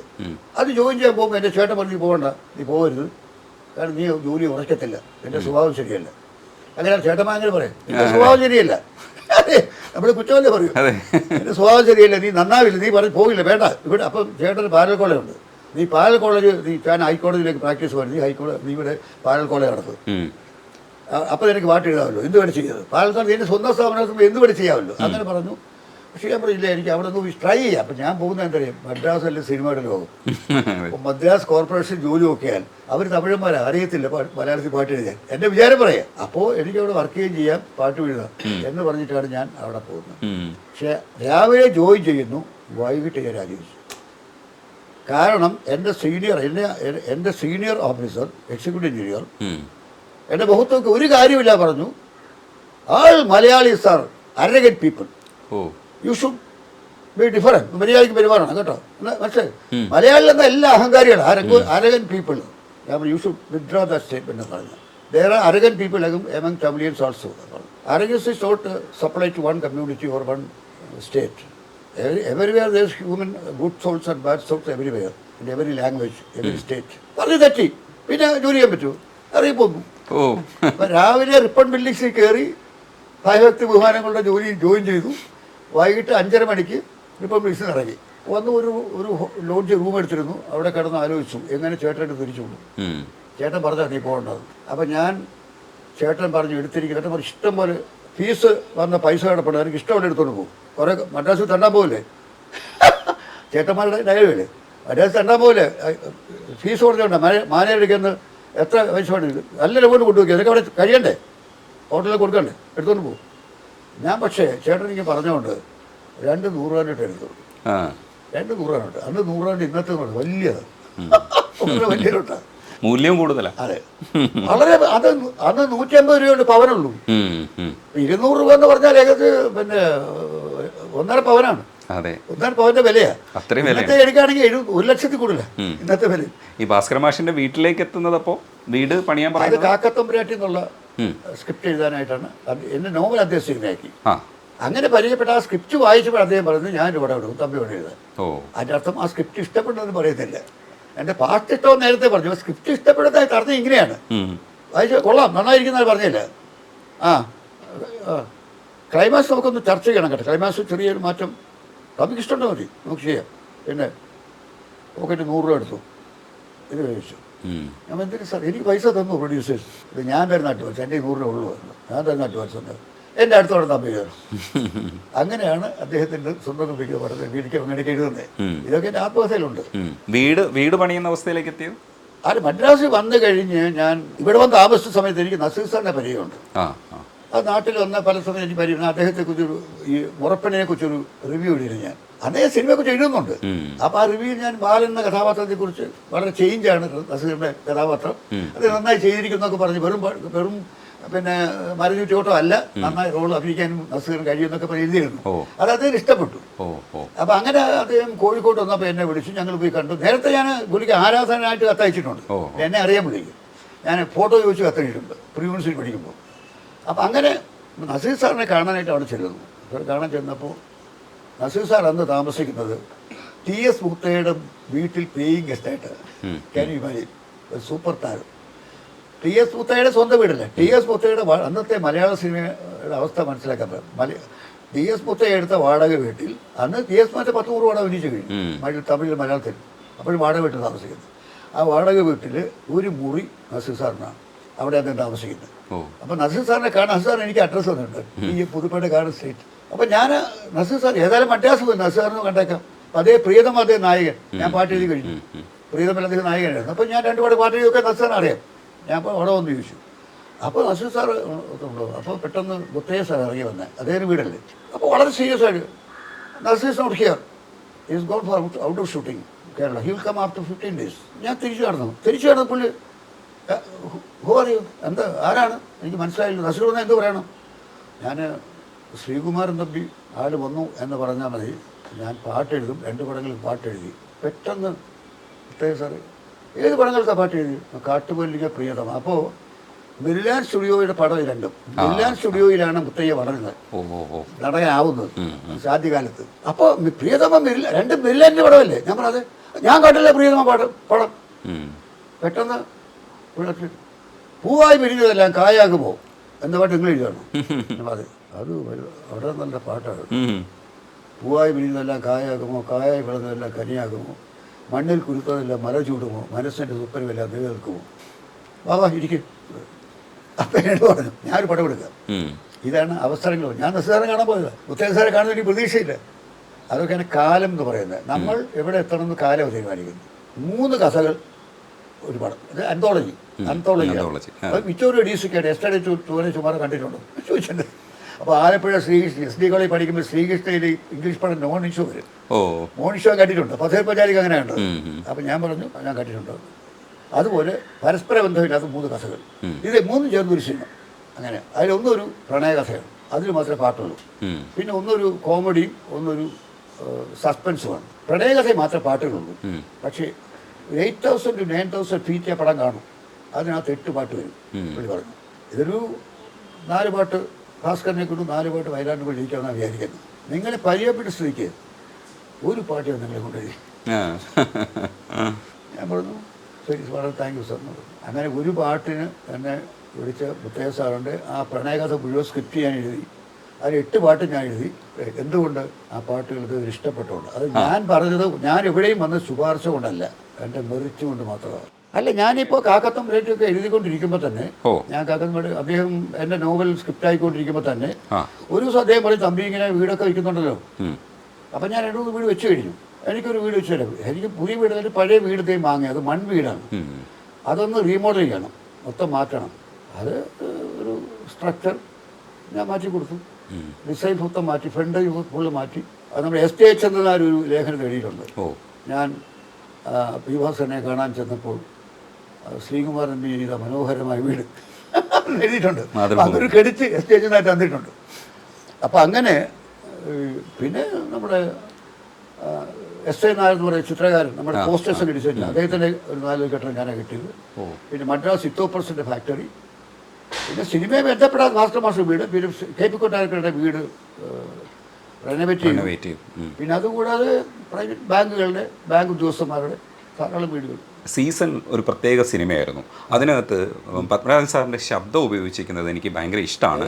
അതിൽ മനസ്സുകളിൽ മത്താപ്പൂ വിടർത്തുന്ന ലഹരിയിൽ മയങ്ങും മേനികളെ തഴുകും തെന്നലേ, ഭൂമിഗീതമേ, യാത്ര പോയവരെങ്ങാനും കണ്ടുവോ. പത്മനാഭൻ സാറിൻ്റെ ശബ്ദമാണ് അതിനകത്ത് ഉപയോഗിച്ചിരിക്കുന്നത്. അത് ഭയങ്കര രസമുള്ളൊരു സീസണിലെ പാട്ട്. മനസ്സുകളിൽ മത്താപ്പൂ വിടർത്തുന്ന ലഹരിയിൽ. അതിന് രാജൻ്റെ ശബ്ദം വളരെ പിന്നെ പ്രകീർത്തിക്കപ്പെട്ട ശബ്ദമാണല്ലോ. കാരണം ആകാശവാണി ആളുകൾ ശ്രദ്ധിച്ച ശബ്ദമാണ്. പിന്നെ അത് പത്മരാജൻ ബേസ് വോയിസിലേ പറയും. ബേസ് വോയിസ് നല്ല ഡെപ്ത് വരും. അതെ. അപ്പം അത് അദ്ദേഹത്തിൻ്റെ ഒരു ആഗ്രഹമായിരുന്നു. ഇങ്ങനെ പാട്ട് പാടും. പത്മരാജൻ പാടും. പത്മരാജന് എൻ്റെ പാട്ട് ട്യൂൺ ചെയ്തിട്ടുണ്ട് ഞങ്ങളുടെ ചെറുപ്പകാലത്ത്, കൗമാരപ്രായത്തിൽ. കുടുംബത്തിലെ എല്ലാവരും ചേർന്ന് നാടകം അവതരിപ്പിക്കും. അപ്പോൾ ഞാൻ പാട്ട് എഴുതും, പിന്നെ പത്മരാജൻ ട്യൂൺ ചെയ്യും. അപ്പോൾ ആദ്യമായി ട്യൂൺ വെച്ച് എന്നെ കൊണ്ട് പാട്ട് എഴുതിച്ചു പത്മരാജനാണ്.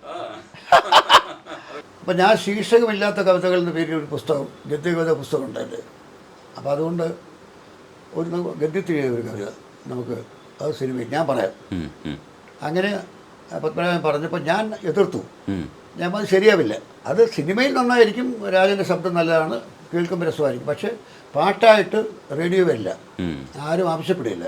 ഞാനും ഇളയരാജയും ചേരുന്നൊരു പടം എന്നൊരു പാട്ടുകൾ ജനങ്ങൾ പ്രതീക്ഷിക്കും. അപ്പോൾ അതുകൊണ്ട് ഒന്നുകൂടെ ആലോചിക്കാൻ പറഞ്ഞു. പക്ഷേ പത്മരാജനിൽ ഉറച്ചു നിന്ന് അങ്ങനെ മതി.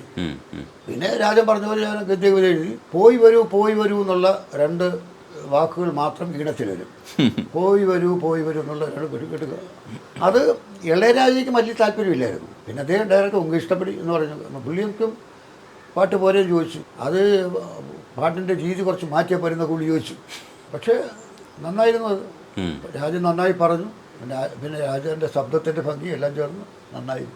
വ്യത്യസ്തമായ ഒരു സിനിമയും കൂടെ ആയിരുന്നു. അല്ല, സീസൺ എന്ന് പറഞ്ഞു കഴിഞ്ഞാൽ പിന്നെ പത്മരാജൻ അതുമായിട്ടുള്ള സിനിമയല്ല, വ്യത്യസ്തമായ സിനിമയായിരുന്നു. കാരണം അത് ആക്ഷൻ സിനിമയായിരുന്നു. അതെ.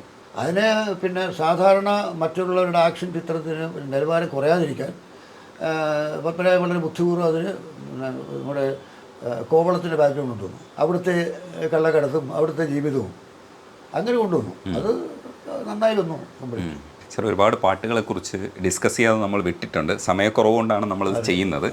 ഒപ്പം എനിക്ക് പ്രേക്ഷകരോട് പറയാനുള്ളത്, നിങ്ങളെ ഇഷ്ട ഗാനങ്ങളൊന്നും എനിക്ക് ചോദിക്കാൻ പറ്റിയിട്ടുണ്ടാവില്ല, ദയവായി ക്ഷമിക്കണം. എൻ്റെ ഉള്ളിൽ വന്ന ചില കാര്യങ്ങൾ ഞാൻ സാറിനോട് സംശയം ചോദിക്കുന്നു എന്നുള്ള രീതിയിലാണ്. പക്ഷേ അത് കുറച്ച് നീളത്തിൽ നമ്മൾ സംസാരിച്ചു എന്നേ ഉള്ളൂ, അതിന് ക്ഷമിക്കുക. സാർ, ഇപ്പോൾ പല നിരൂപകരും ഒക്കെ എഴുതാറുണ്ട്. ഇപ്പോൾ ശാരദക്കുട്ടി സാറിനെ കുറിച്ച്, സാറിൻ്റെ പാട്ടുകളെക്കുറിച്ച്, സാറിൻ്റെ ചുംബന പാട്ടുകളെക്കുറിച്ചും ഒക്കെ ഒബ്സർവേഷൻ നടത്തിയിട്ടുണ്ട്. അപ്പോൾ അത്തരം നിരൂപണങ്ങളൊക്കെ വായിക്കുമ്പോൾ സാറിൻ്റെ ആറ്റിറ്റ്യൂഡ് എന്തായിരിക്കും? അല്ല, ഞാൻ പറഞ്ഞല്ലോ, ഇപ്പോൾ കവിതയുടെ സ്ട്രക്ചർ പഠിപ്പിക്കാനായിട്ട് ചന്ദ്രബിംബം നെഞ്ചിലേറ്റും പുള്ളിമാനെ എൻ്റെ പാട്ട് എടുത്തു എന്ന് ഡോക്ടർ ശാരദക്കുട്ടി പറയുന്നുണ്ട്. അത് വലിയൊരു ക്രെഡിറ്റ് അല്ലേ എനിക്ക്. കാരണം ഒരു സിനിമാ ഗാനം, കവിതയുടെ സ്ട്രക്ചർ പഠിപ്പിക്കാൻ ഒരു സിനിമാ ഗാനം എടുത്തു എന്ന് പറയുന്നത് വലിയൊരു അംഗീകാരമല്ലേ. ഇഷ്ടമാണ് നമ്മുടെ കവിത, പാട്ടും കവിതയും ഇഷ്ടമാണെന്ന് പറയുമ്പോൾ ആർക്കും ഇഷ്ടപ്പെടാത്തത്, ഏത് കവിക്കും ഇഷ്ടപ്പെടില്ല, ഇഷ്ടപ്പെടും. പക്ഷെ അതേ സമയത്ത് പിന്നെ നമ്മളുടെ ഈ ഞാൻ പറഞ്ഞല്ലോ, ഇപ്പം ഞാൻ വിശദമായി പറഞ്ഞത് രജനീഷ് മനസ്സിലായി. ഞാൻ വളരെ സൂക്ഷ്മ ഭാവത്തിൽ എഴുതുന്നവനാണ്. ഇപ്പോൾ അതിന് ബാഹ്യമായൊരു അർത്ഥം ഉണ്ടാവും, അതിന് മറ്റൊരു അർത്ഥതലം ഉണ്ടാവും. അപ്പോൾ ഇത് രണ്ടും മനസ്സിലാക്കുന്നവർക്ക് മാത്രമേ പൂർണ്ണമായിട്ടും എൻ്റെ ഗാനം ആസ്വദിക്കാൻ കഴിയൂ. മനസ്സിലായില്ലേ? ഇപ്പം താമരപ്പൂ നാണിച്ചു, നിന്റെ തങ്കവിഗ്രഹം ജയിച്ചു, പുളകം പൂക്കും പൊയ്ക പറഞ്ഞു, യുവതി നീയായി പോയി വിടരൂ എന്ന് പറഞ്ഞാൽ അതിൻ്റെ അർത്ഥത്തിൽ മാത്രം പൊയ് എങ്ങനെ പറയും? പൊയ്ക്ക് സംസാരിക്കാൻ പറ്റും, എന്ന് ചോദിച്ചു കഴിഞ്ഞാൽ ഉത്തരവില്ല. അപ്പം അതുകൊണ്ട് അവിടെ താമരപ്പൂ നാണിച്ച്, എന്തുകൊണ്ട് നാണിച്ചു താമരപ്പൂ? അപ്പോൾ നമ്മൾ എപ്പോഴും ഈ ഗാനത്തിൽ നമ്മൾ അങ്ങനെ വേണം വരാൻ. ഒരു എസ്റ്റിമേറ്റ് നടത്തിയിട്ട് ആ എസ്റ്റിമേറ്റ് എന്തുകൊണ്ട് വന്നു, എന്ന് എക്സ്പ്ലെയിൻ ചെയ്യുന്നതാണ്. ഇങ്ങനെയുള്ള അർത്ഥതലങ്ങൾ മനസ്സിലാക്കണം, മാത്രമേ എൻ്റെ പാട്ടുകൾ പൂർണ്ണമായി മനസ്സിലാക്കാൻ കഴിയും. തീർച്ചയായിട്ടും അങ്ങനെ ഒരു വായന ഇനിയും വേണം.